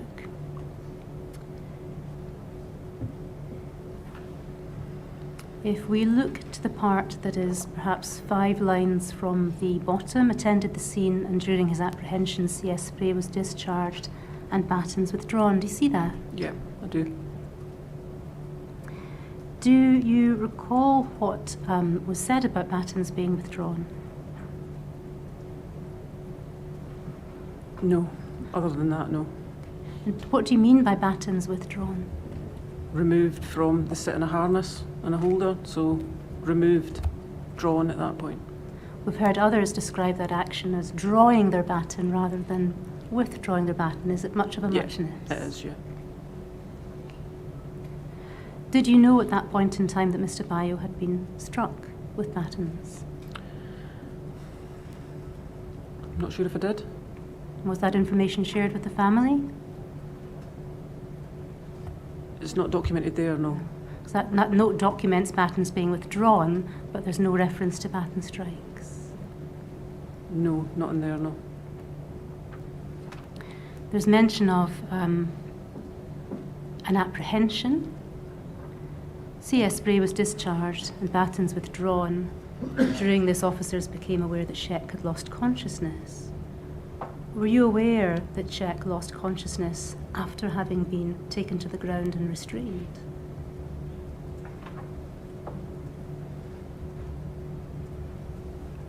I'm not sure about the actual sequence of events. Were you aware that there had been a restraint? When I went to see the family? Yes. Yes. And was that information shared with them? That there was a restraint. There's reference to during his apprehension. CS Spray was discharged and batons withdrawn.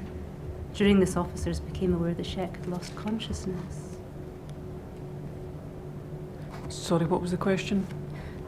Whether the family, or whether you were aware that there had been a restraint, and if so, whether the family were told that there had been a restraint. I'm not sure the word restraint is used. No. Because apprehension perhaps is more general.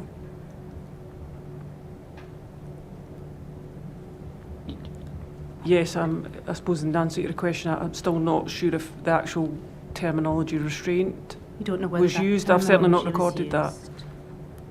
All right.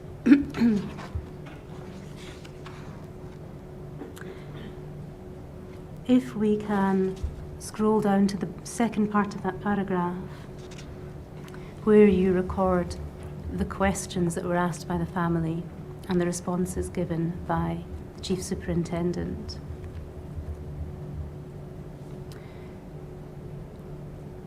So the first question asked by the family was, why was this the first of them being told that Sheck's death involved contact with the police? And the Chief Superintendent could not comment on what the family had been told to date.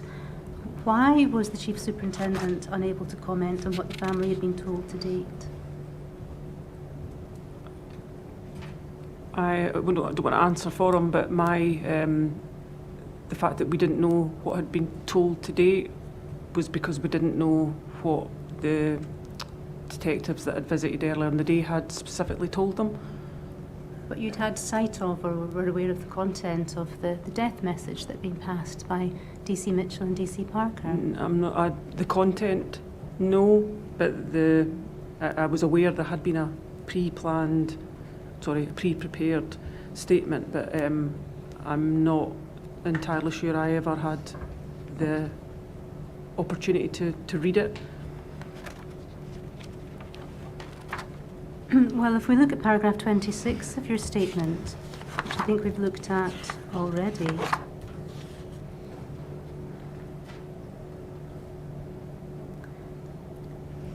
that paragraph begins with a quote from your police statement, in which there's a reference to Detective Constables Mitchell and Parker having been supplied a pre-prepared brief. I'm asked, was I aware of what the content of that brief was that was provided to the family, whether in advance or in the aftermath? From my recollection, I wasn't aware beforehand. I think the first I was aware was when they came back and explained that they'd been to the family's home address and they'd faced a number of questions that they were unable to answer. It was at that point I became aware that there had been a pre-planned brief. I'm asked if I saw the wording of the brief that had been provided to the officers to give to the family, either because it was written down or perhaps I had been told what the brief said. Possibly. I seem to remember being aware it was quite a short brief, 6 or 7 lines from recollection. I'm assuming from that I must have seen it written down. However, whether I actually had an opportunity to read it or I've simply been aware of it, I'm not sure. I'm asked whether the officers told me who provided the brief. They possibly did. I don't recall now. So the evidence that you gave to the inquiry team in your statement suggests that you may have seen it. You're assuming that you must have seen it written down because you were aware that it was quite short. Mm-hmm. And earlier today, I read to you a passage from DC Mitchell's evidence because he told us what the wording of the brief was. He'd written it in his notebook, mm-hmm. And asked whether that fitted with your recollection. And I'll be corrected if I'm wrong. I don't have the transcript in front of me, but I think that did fit with your recollection of the brief.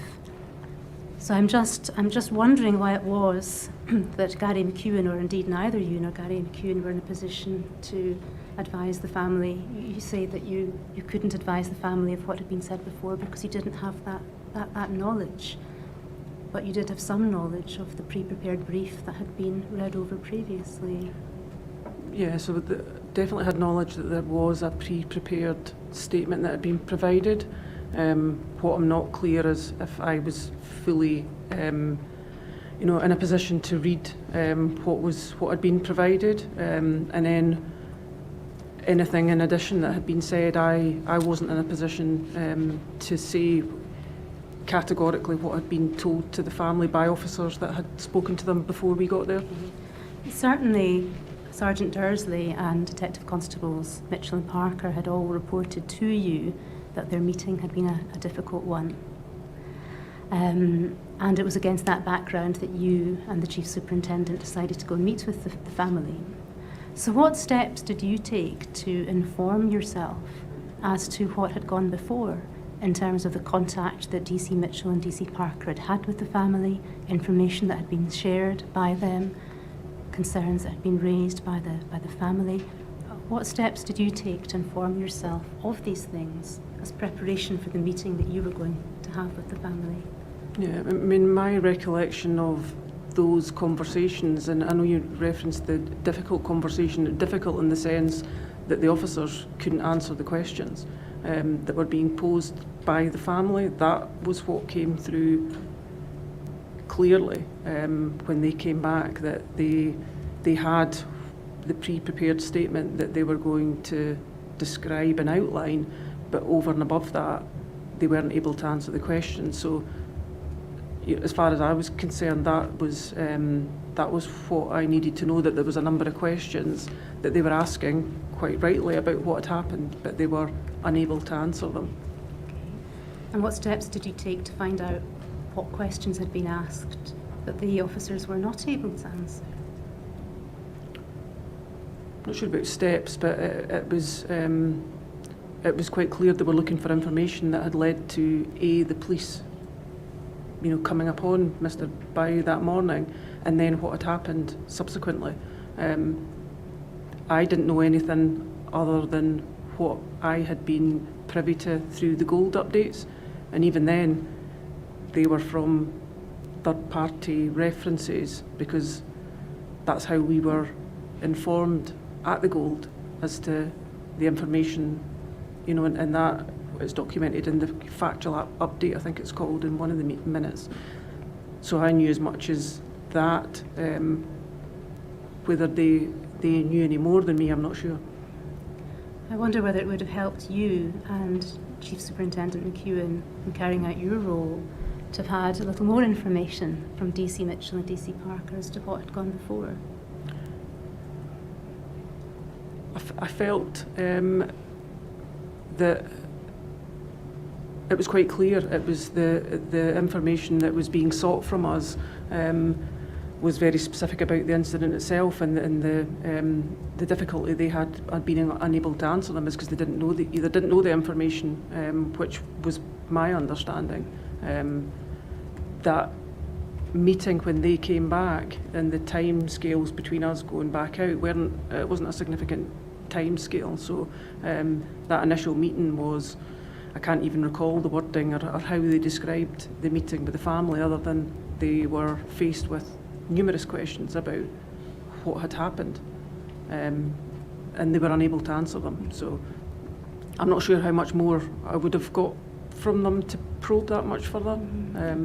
You said in your evidence, and I think it's in either your statement or your notebook, that the concerns were around lack of information and a lack of transparency. And when I asked you earlier whether you were aware that this was the second time that DC Mitchell and DC Parker had gone to the house, you were unaware. Yeah, that's true. And when I asked whether you were aware that this was the second death message, you were unaware. And we heard evidence from DC Mitchell and DC Parker that when they first went to the house, they simply said that Shepherd was dead, possibly had been found dead. And no further circumstances were given, and in particular, no mention was made of his death following on from contact with the police. The first time the family received that information was when they were read the pre-prepared brief by DC Mitchell at the time of the second visit to the family. Would it have helped you to have been aware of that background when you went to the family home that evening? Yes. How would it have helped? To understand concerns and the origin of those concerns, had they been raised with me, which I would expected they would be. And what insight would the information that I have just shared with you have given you into the origin of the family's concerns? I think quite obvious concerns about looking for answers to what's happened, to understand what had taken place. So. And then there was an issue around transparency, you've told us. Does the information that I've given you now help you to understand the family's concern around transparency? It does, but I expected that. I had that sense from the question, and then the fact that the detectives came back and said they simply couldn't answer questions about what had taken place. So for me, that transparency was evident. Okay, but you weren't aware at the time that you went to meet with the family that they had been given a first death message which made no reference to police contact, and a second death message which did. I don't remember that, no. But hearing that now, do you understand why that would have been a big concern from the family's perspective around transparency? Yes. And might it have assisted you to have understood that background at the time that you went to meet with the family? Yes. Returning to the questions that were asked of Gary McEwen. Now, I appreciate you can't speak for him, as you've said already, but you were there together, and you've described your role as being to support him. So the questions were in paragraph 31, bottom part of that paragraph. The second question was, why did the police not disarm him? No response given. Why could a response not be given to that question? Just, he couldn't answer it. Why not? Didn't have that information. Third question related to the number of officers in attendance, and the chief super was able to say that he believed at least 6 officers had been involved. And the final question was why Arden Crescent had been taken as a scene. And you've recorded in your notebook, which has been copied into your inquiry statement, 4, again unable to confirm. Why were neither you nor the Chief Superintendent able to tell the family why Colette Bell's house had been seized as a scene?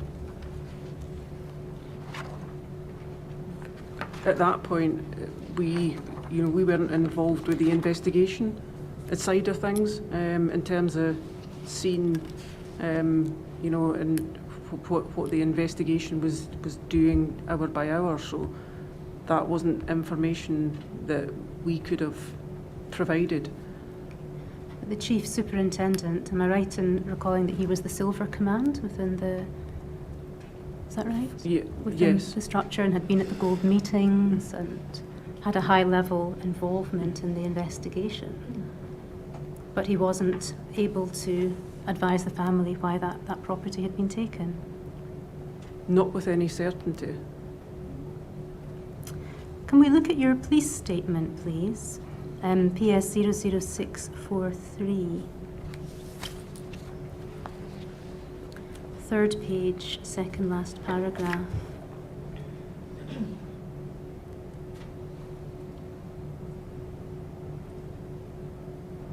Third page, please.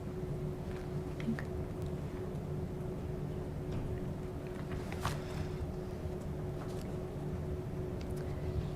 Sorry, I clearly have a different version of the... yes, just stay there, please. I think I have a different format on my statement. So we see here, we know that you recorded the questions and the responses given in your police notebook, and we've looked at the entries that have been copied into your inquiry statement. This is from your operational statement, so it's the same questions. And 4 is, why have the police taken Aaron Crescent as a scene? Certain family members expressed concern that officers would plant the knife. Chief Superintendent and I both explained that the examination of all scenes would be directed by the PERC, and it was important that all evidence was gathered.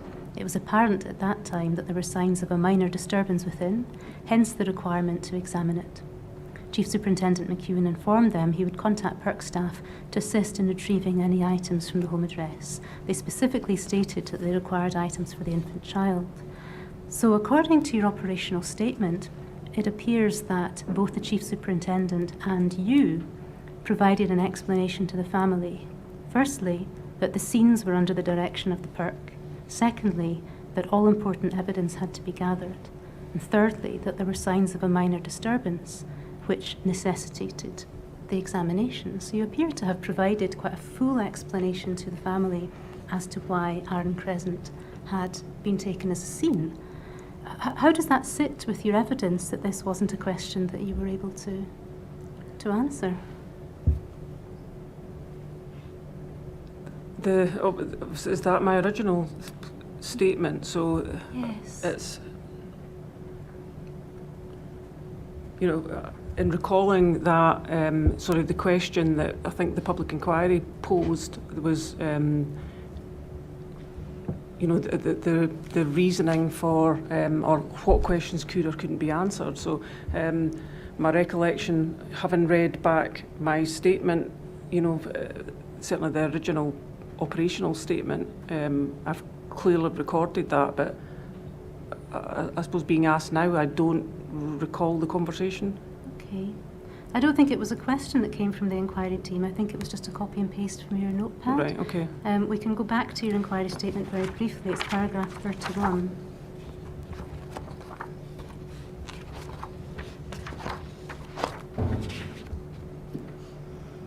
A little bit further down that paragraph, please. So again, looking at the questions. Question 4, why have the police taken Aaron Crescent as a scene? Answer 4, again, unable to confirm, but explained PERC would contact, or would be contacted to assist in retrieving baby items. So I was wondering what the explanation was for why you've noted in your notebook, unable to confirm, and that appears to be your evidence today, but your operational statement suggests that quite a detailed explanation, in fact, was provided to the family. I suppose what I'm saying is, when I've recorded it in my operational statement, which would have been done within a month of the incident, I have recorded that information. I think what was being asked, probably what I'm trying to convey, is when I was asked as part of the public inquiry statement, that part of my notebook that's basically been put back to me is that very point about not having any further information. So being asked now, do I remember that comment? I don't, is probably what I'm trying to say. All right. Before we move on from this, just going back briefly to point 3, which, point 2. Why did the police not disarm him? No response given. When you went to visit the family on the evening of the 3rd of May, were you aware by that point in time that Shekobayo had not, in fact, been in possession of a knife at the point that he came in contact with police? Sorry, can you ask that again? Of course. On the evening of the 3rd of May, did you know that Shekobayo had not, in fact, been in possession of a knife when he came in contact with the police? A knife was recovered nearby, but he was not in possession of a knife when he came in contact with the police. Did you know that? I'm not sure I knew that then. If you had known that at the time, is that the sort of information that might usefully have been provided to the family in response to their question, why did the police not disarm him? You can't disarm someone who isn't in possession of a knife. Again, probably I'm conscious of the fact that the information I knew didn't come from the officers that were involved. So, you know, the information that was provided to me had come from third parties that had relayed that to Inform the Gold. So I suppose, you know, I'm conscious of relaying information that I don't know the origin and the provenance of. So it's quite a specific question about the knife. I don't know at that point, you know, is it that I would be relaying information that I don't know the accuracy of. All right. Do you recall there being any mention, either by Chief Superintendent McEwen or by yourself, of a machete? I've been asked that question, and I think I was asked that question back in 2015, Right. and I don't You recall don't? that. Okay. Do you recall there being any mention of a forceful arrest? No. Do you recall any mention of Shekobayo punching a policewoman, her falling to the ground and him stamping on her? Now, no. And do you recall this? We heard evidence from Colette Bell that she became very upset at the time of your visit. Do you recall Colette Bell being present at the time of your visit? Yes. Yes. And saying, so you battered him to death? And she says, this chief of police, presumably referring to Chief Superintendent McEwen, I'll always remember, he just shrugged his shoulders. Do you recall Colette saying those words? No. Do you recall at any time the Chief Superintendent shrugging his shoulders? No.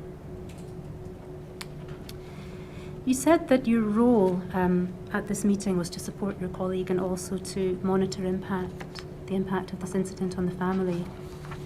Did attending the meeting help you to understand the impact of their loss? Yes, it did. And how did that information help you to fulfill your role going forwards? It was evident to me how concerned and upset they were. So in performing my role round about community tensions, that's absolutely crucial to be aware of that. So from your perspective, was it helpful for you to have met with the family and to have heard their anger, their frustrations, their concerns? Absolutely. It was. I was a local area commander for Kirkcaldy, so it was. I felt absolutely the right thing to do to introduce myself and for them to understand the role I was performing. So, absolutely felt that was the right thing to do. During this meeting, were there any discussions about the upcoming post-mortem? I don't recall them, and I haven't taken notes of that. That's probably what I would say. So you don't recall any discussions around the post-mortem? I don't now. Do you recall there being any discussion about identification of the body? Not now, I don't. Did you have any further involvement with Mr. Bayo's family after the 3rd of May? No, I don't think I did. I want to move on to ask you about something else, the welfare of the officers. If we can look at paragraph 33.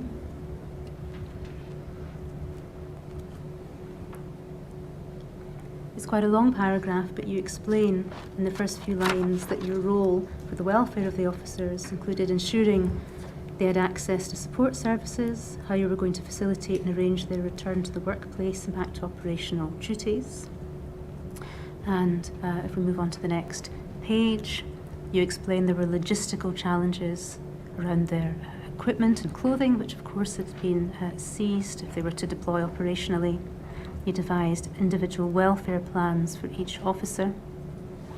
And a few lines down, you talk about referrals and signposting to welfare and counselling services to ensure they had the right support and advice. And towards the bottom of that paragraph, sorry, we're still on paragraph 33, but just at the bottom of it, the welfare role I had extended further than the officers directly involved in the incident. All officers and staff at Kirkcaldy had been affected in some way by the events, and the majority of our staff live in the community too. Their safety, welfare and well-being were also at the forefront of my mind. And that fits very much with what you said in the earlier part of your evidence in terms of the welfare role that you had. You effectively came in behind the PIM when the post-incident procedures concluded and had responsibility for the officers' welfare.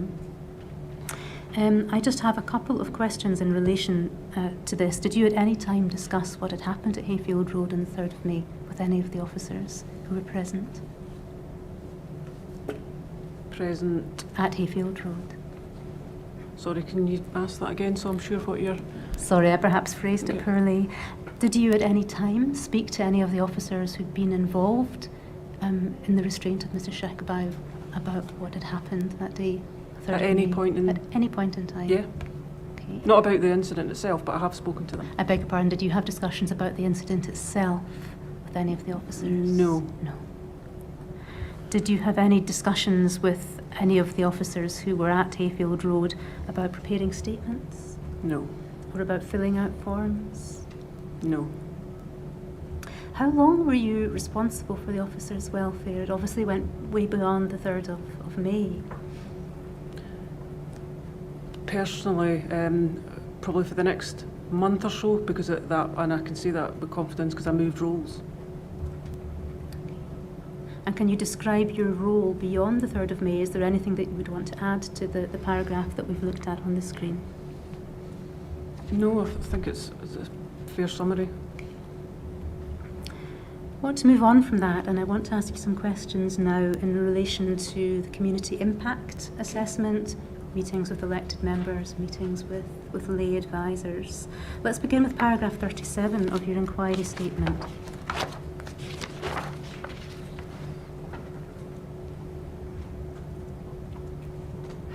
I'm asked about the relationship between Police Scotland and minority ethnic communities in Fife prior to this incident on the 3rd of May. I would describe the relationships as very good. I base that opinion on the various contacts and engagements I've had with our ethnic minority communities over the years and the work that Fife Constabulary and laterally Police Scotland carried out as part of our community policing model. How long had you been working in the Fife area as at 2015? About 20 years. And what relationship did you have with the minority ethnic communities in Fife?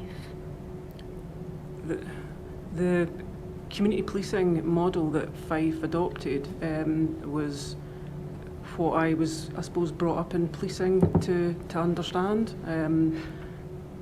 Fife Constabulary, as it was, certainly through the majority of my service up to that point, introduced a new community engagement model. I think it was maybe back in 2007, 2008, and it was a complete overhaul of how, not overhaul, but they moved a significant number of officers into community policing from response to make policing more local, more understanding of community needs. So it was quite novel in terms of an approach in policing senses in Scotland. So that then, what that did is we had a designated officer for every single beat area in Fife who was identifiable for everybody in communities to have that kind of community engagement model. So that it was, it was something that was very well documented and publicised at the time, and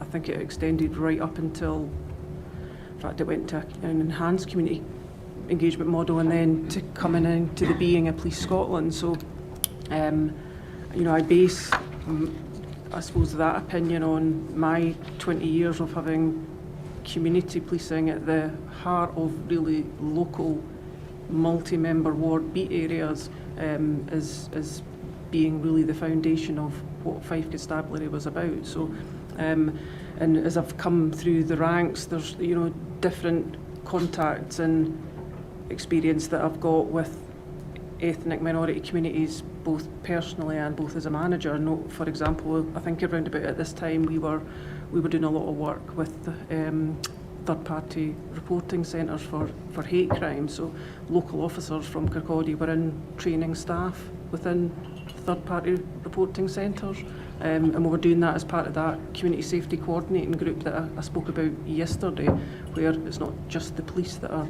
looking at diversity in a local community. It's a whole partnership approach.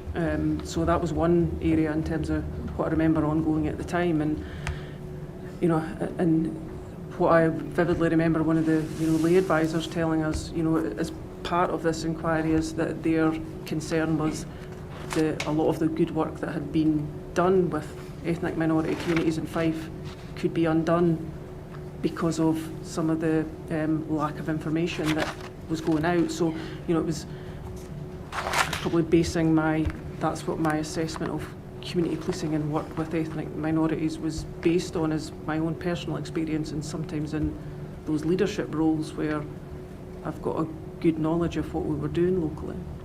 Did you have an understanding as to the makeup of the ethnic minority community in Fife back in 2015? Yeah. Can you describe the makeup of that community?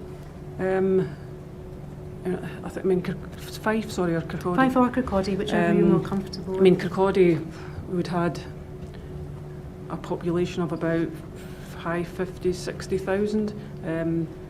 In terms of communities that would identify as black, it would be small. I would less than 1%.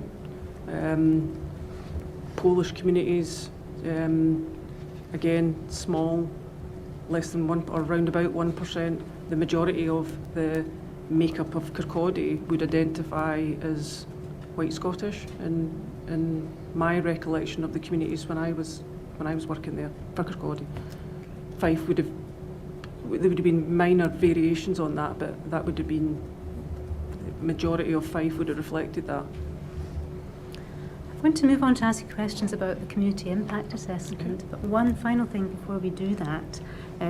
You'll recall I took you to Jill Bolton's statement earlier, and there's a reference to a diversity manual or a diversity booklet. We now have that, and I wonder if we could bring it up on the screen, please. It's PS 11300.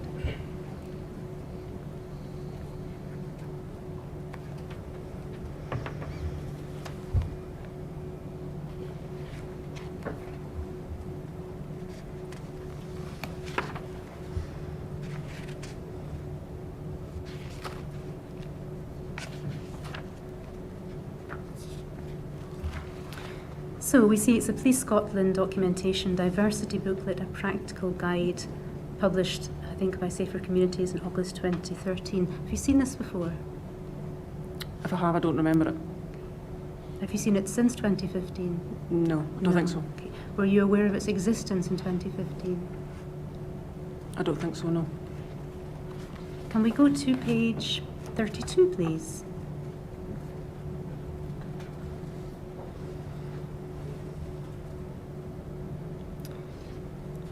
So we see here that there's a section on Islam. It's quite long, so we're not going to go through it in detail.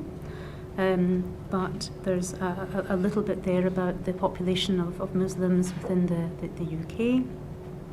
A little bit about the heart of Islam being the belief in one God. And as we move down the page, we come to the 5 pillars of Islam.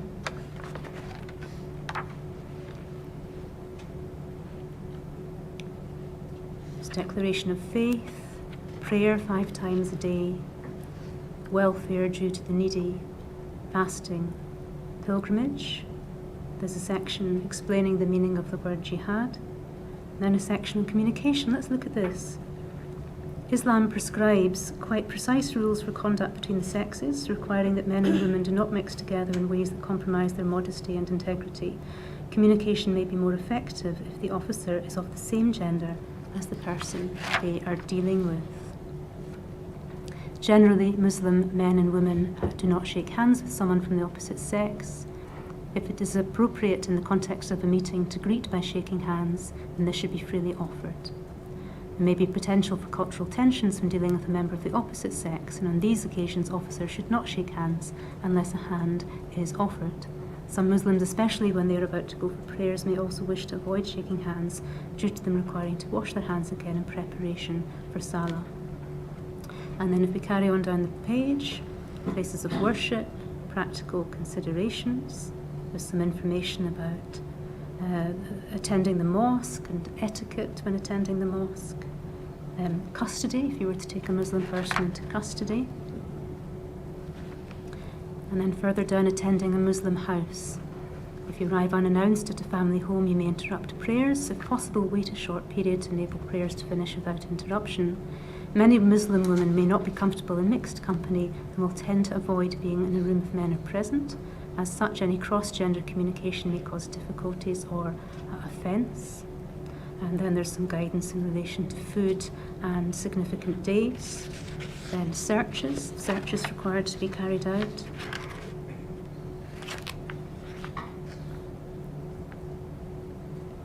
And sudden deaths. Be aware of the potential conflict that could arise from a sudden death and the sensitivities around the requirement for a post-mortem. It may be prudent to involve an elder or the local imam, spiritual leader, at an early stage to explain the circumstances and necessity for the procedure. If I can just pause there to ask whether the imam or an elder were involved in assisting you or advising you in relation to your work with Mr. Bayo's family? Not me personally, possibly in terms of the senior investigating officer. I'm not sure. But that wasn't something that you're aware of? In terms of my involvement, Well, from the managing the community tensions perspective, is it something that you considered? I think it was considered. By you? It came through one of the lay advisory groups. So was it a recommendation from one of the lay advisors? I'm not sure about a recommendation, but it was certainly a conversation which I'm sure is recorded within the meetings of We'll those. be coming to those minutes okay. very shortly, and we might see it. Okay. But to the best of your recollection, was the imam or an elder involved at any stage? Definitely spoken about. I don't know about involved, and as we went through the weeks in the aftermath in terms of prior to funeral, etc., there was definitely discussions about that. Let's carry on going through this manual, please, under the heading of sudden deaths, scrolling down a little. Muslims are always buried as they believe in the resurrection of the body after death. Burial should take place as soon as possible. Delay can cause families more grief. And interference with the corpse is deeply resented, and this includes post-mortem. Muslim families will do their utmost to avoid a post-mortem. And there are then some general considerations and some information on festivals and holy days if we carry on scrolling down. Thank you. And then very briefly, let's look at page 81.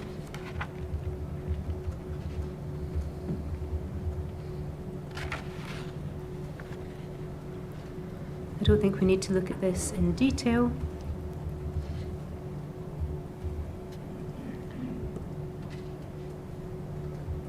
What do we see? Sorry, scroll down a little bit further. Thank you. There's a section on the African Caribbean communities and culture, language, tradition and religion are included there. Would you have found it helpful to have had access to this booklet before you went to meet with Shepherd's family, or indeed in the days and weeks that followed during the course of your meetings with the lay advisors and the elected members in the context of your community impact work? There's certainly a lot of information in it, so yes, it would have been helpful. Let's turn to the community impact assessment. It's PS 10193.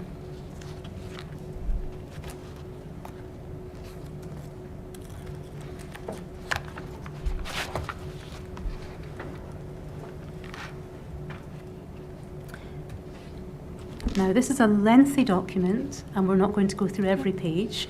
I can advise that at the conclusion of your evidence, this document, appropriately redacted, will be published on our website so that people can look at the fine detail of it. But what I would like to do is get our bearings, because it looks to be a pro forma, and you can help us to understand how it is completed and the sort of information that is recorded in a community impact assessment. And then I'll take you to some key entries that we can talk about. So this appears to be, as I say, a pro forma. And on the first page, we see that this is version 29. Can you help us to understand what that means? I gather that there are previous versions with numbers beneath 29, which perhaps don't go quite so far chronologically as this version. Any updates should clearly change the version control, so chronologically, the higher you go, the more recent the chronology should be. So is this a rolling document then that is added to as time goes on? Yeah, it's a live document, so it's, constantly updated, and as it's updated, the version control will increase.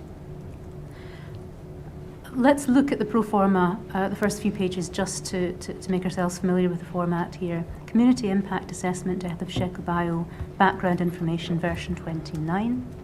You've got your police reference name, date and time of death. Then the nature of the incident. I don't think we need to look at that in any detail for present purposes.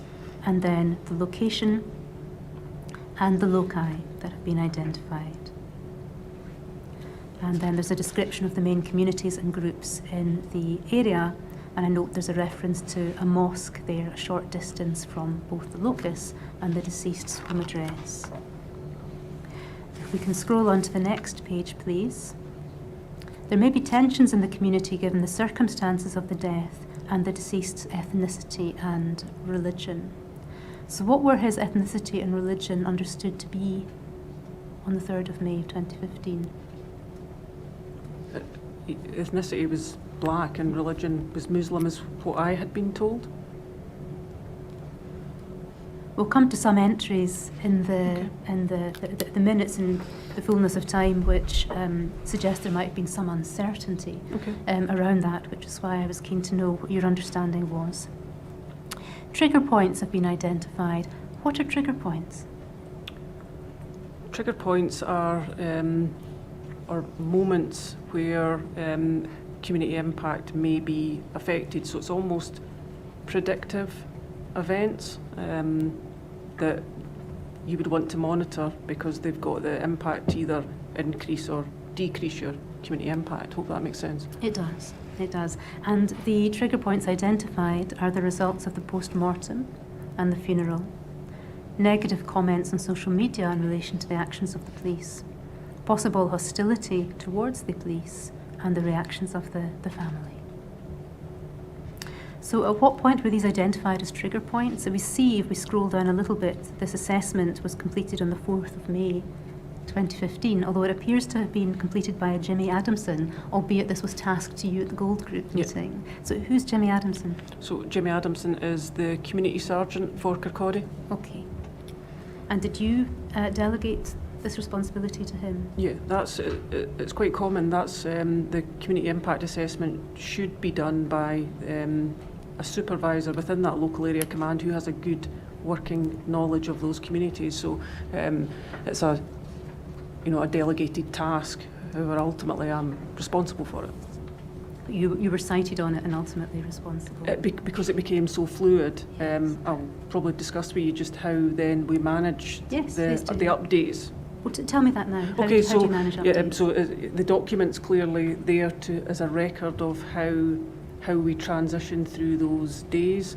The structures that were put in place were lay advisory group, clearly then feeding into what was a community impact and reassurance group with a wide range of membership. So in this community impact assessment, we were scanning and analysing using all of those groups to then inform this. So this almost became the record of all the scanning, analysing, mitigations, actions taken. So it's a capture of all of that.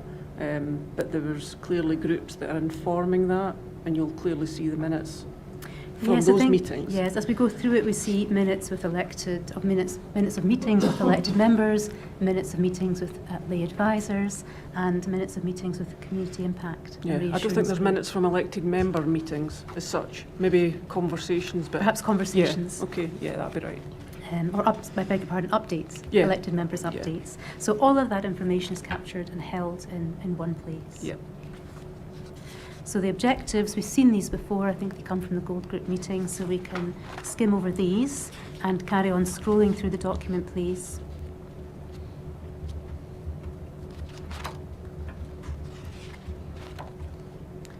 A little bit of background again, this is all familiar to us. If we can carry on to page 4, please.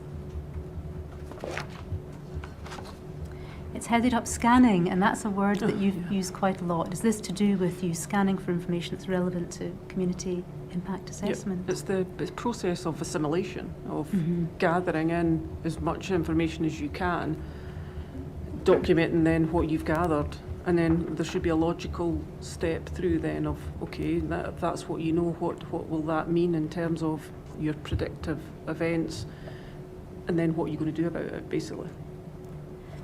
If we can look, we're not going to look at every paragraph on every Okay. page of this document because it's a very long document, but within this box, if we can scroll down a little bit, please. Perfect. You identify in the second paragraph down, the community group most likely to be affected are family members and associates of the deceased, potentially more than 15 people. Some are children. The deceased is from Sierra Leone but has lived in this country since he was 14. His mother still resides there, but coincidentally was in the UK at the time of his death. And there's reference to him having a baby. These people will be affected because of their relationship to the deceased and the traumatic nature of the incident. Beneath that, it is understood that although members of the deceased's family are devout Muslims, the deceased did not practice his faith. Where did that information come from? I don't know. So you haven't personally put that information No, into this? as I said, Sergeant Adamson has done completed that. that from that process of assimilation on the 4th, what he would have gathered from the 3rd, so I can't categorically say where he would have got that from. However, it is likely that the death will impact on the Muslim faith groups in Kirkcaldy because of the deceased's religion and the fact that several relatives are devout Muslims. Further down the page, there's a heading Equality and Diversity. What religious and cultural factors need to be taken into consideration? The deceased was Muslim, and although believed not to be practicing his faith, this has had to be taken into consideration throughout the community impact assessment. It is vital that as the inquiry develops, any information pertaining to the cultural or other diversity needs of the deceased are communicated to CI Shepherd to allow for local needs to be met. Equality lay advisors have been contacted and will form part of the reassurance plan. A separate diversity and engagement plan has been produced in support of this CIA that further identifies E and D considerations. Cultural issues around funeral and post-mortem arrangements, although as yet unclear, may raise cultural sensitivities. So I'd like to ask a couple of questions about that. Although we see Sergeant Adamson's name and the date of the 4th of May on page 2, is this part of the initial document that he has prepared on that date? Those specific comments? Yes. Sorry, say that. Could you ask that again? Sorry, I phrased that very clumsily. when we looked at page 2 of this pro forma, assessment completed by Jimmy Adamson on the 4th of May 2015. There was then some background information on page 3, and we're now looking at page 4. I'm wondering if you can help me with when this particular page was completed. There are no.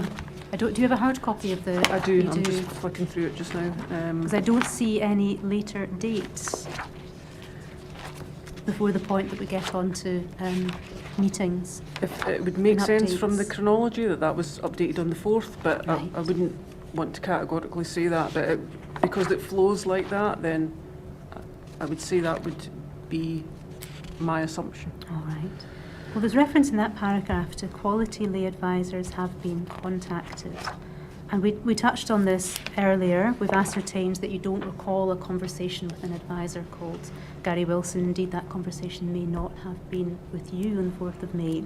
And you told us that there were ultimately 2 lay advisors appointed. Would that be the correct turn of phrase? Did they assist you throughout? Yeah. Yep. And one was Polish, you said, and one was Muslim. Was he black Muslim? No. What was his ethnicity? I wouldn't want to define. I'm not sure. You're not sure. All right. But in any event, there's a reference in this document to the lay advisors having been contacted. Can you inform us as to how they were contacted, or by whom? Was that you? Was that somebody else? It wasn't me. Okay. But it would appear that by the 4th, on the assumption this form was completed on the 4th, equality lay advisors have been contacted and will form part of the reassurance plan. Okay. What's a reassurance plan? Is this the same as the reassurance patrols or something different? Sorry, is that the diversity and reassurance? Sorry, which?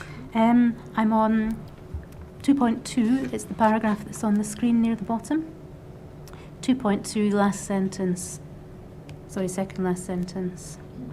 Equality lay advisors, sorry, do you see that? Equality lay advisors have been contacted and will form part of the reassurance plan. Yeah, sorry, I was reading on to the next bit about the diversity engagement plan. Apologies, that's my fault. So yes, the quality lay advisors will be contacted to form part of this reassurance plan, community impact assessment. So the reassurance plan and community impact assessment are one and the same? Yes. So they're going to be working with you going forward? Yep.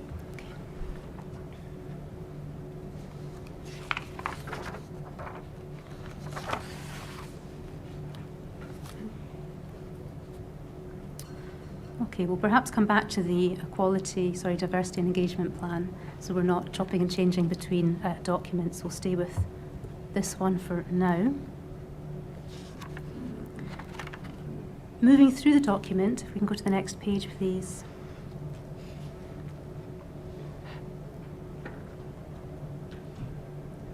Detailed around family and friends, and again, if we keep scrolling through, there's a table at the bottom.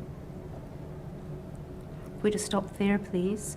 2.6, is there any other intelligence or community information available to inform your assessment? And there's a reference to social media picking up on the incident and attracting some negative comments being monitored by the DIO. What's the DIO?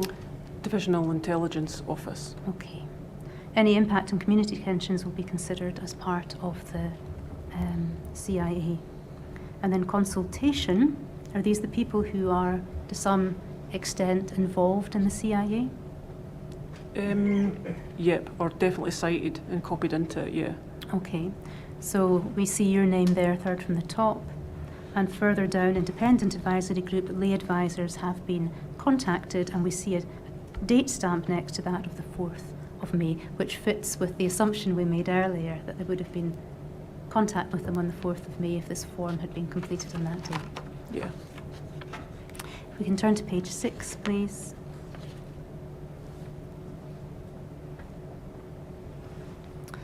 At the top you have, thank you, perfect.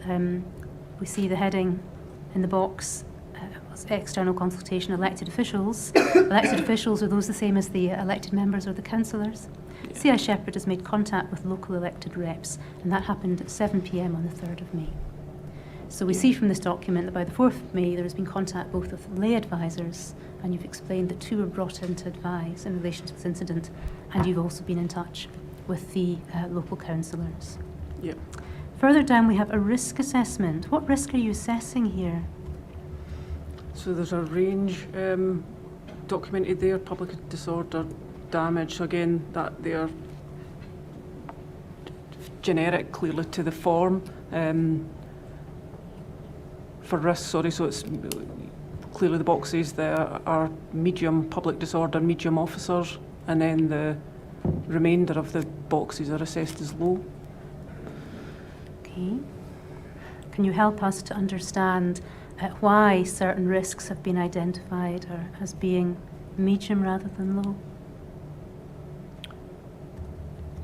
I think quite early on into that assessment, then these are predictive, potential risks. So public disorder, given critical incident, previous events involving, deaths in custody, would have shown that public disorder may be a risk that we may need to either identify and manage. Property damage, clearly.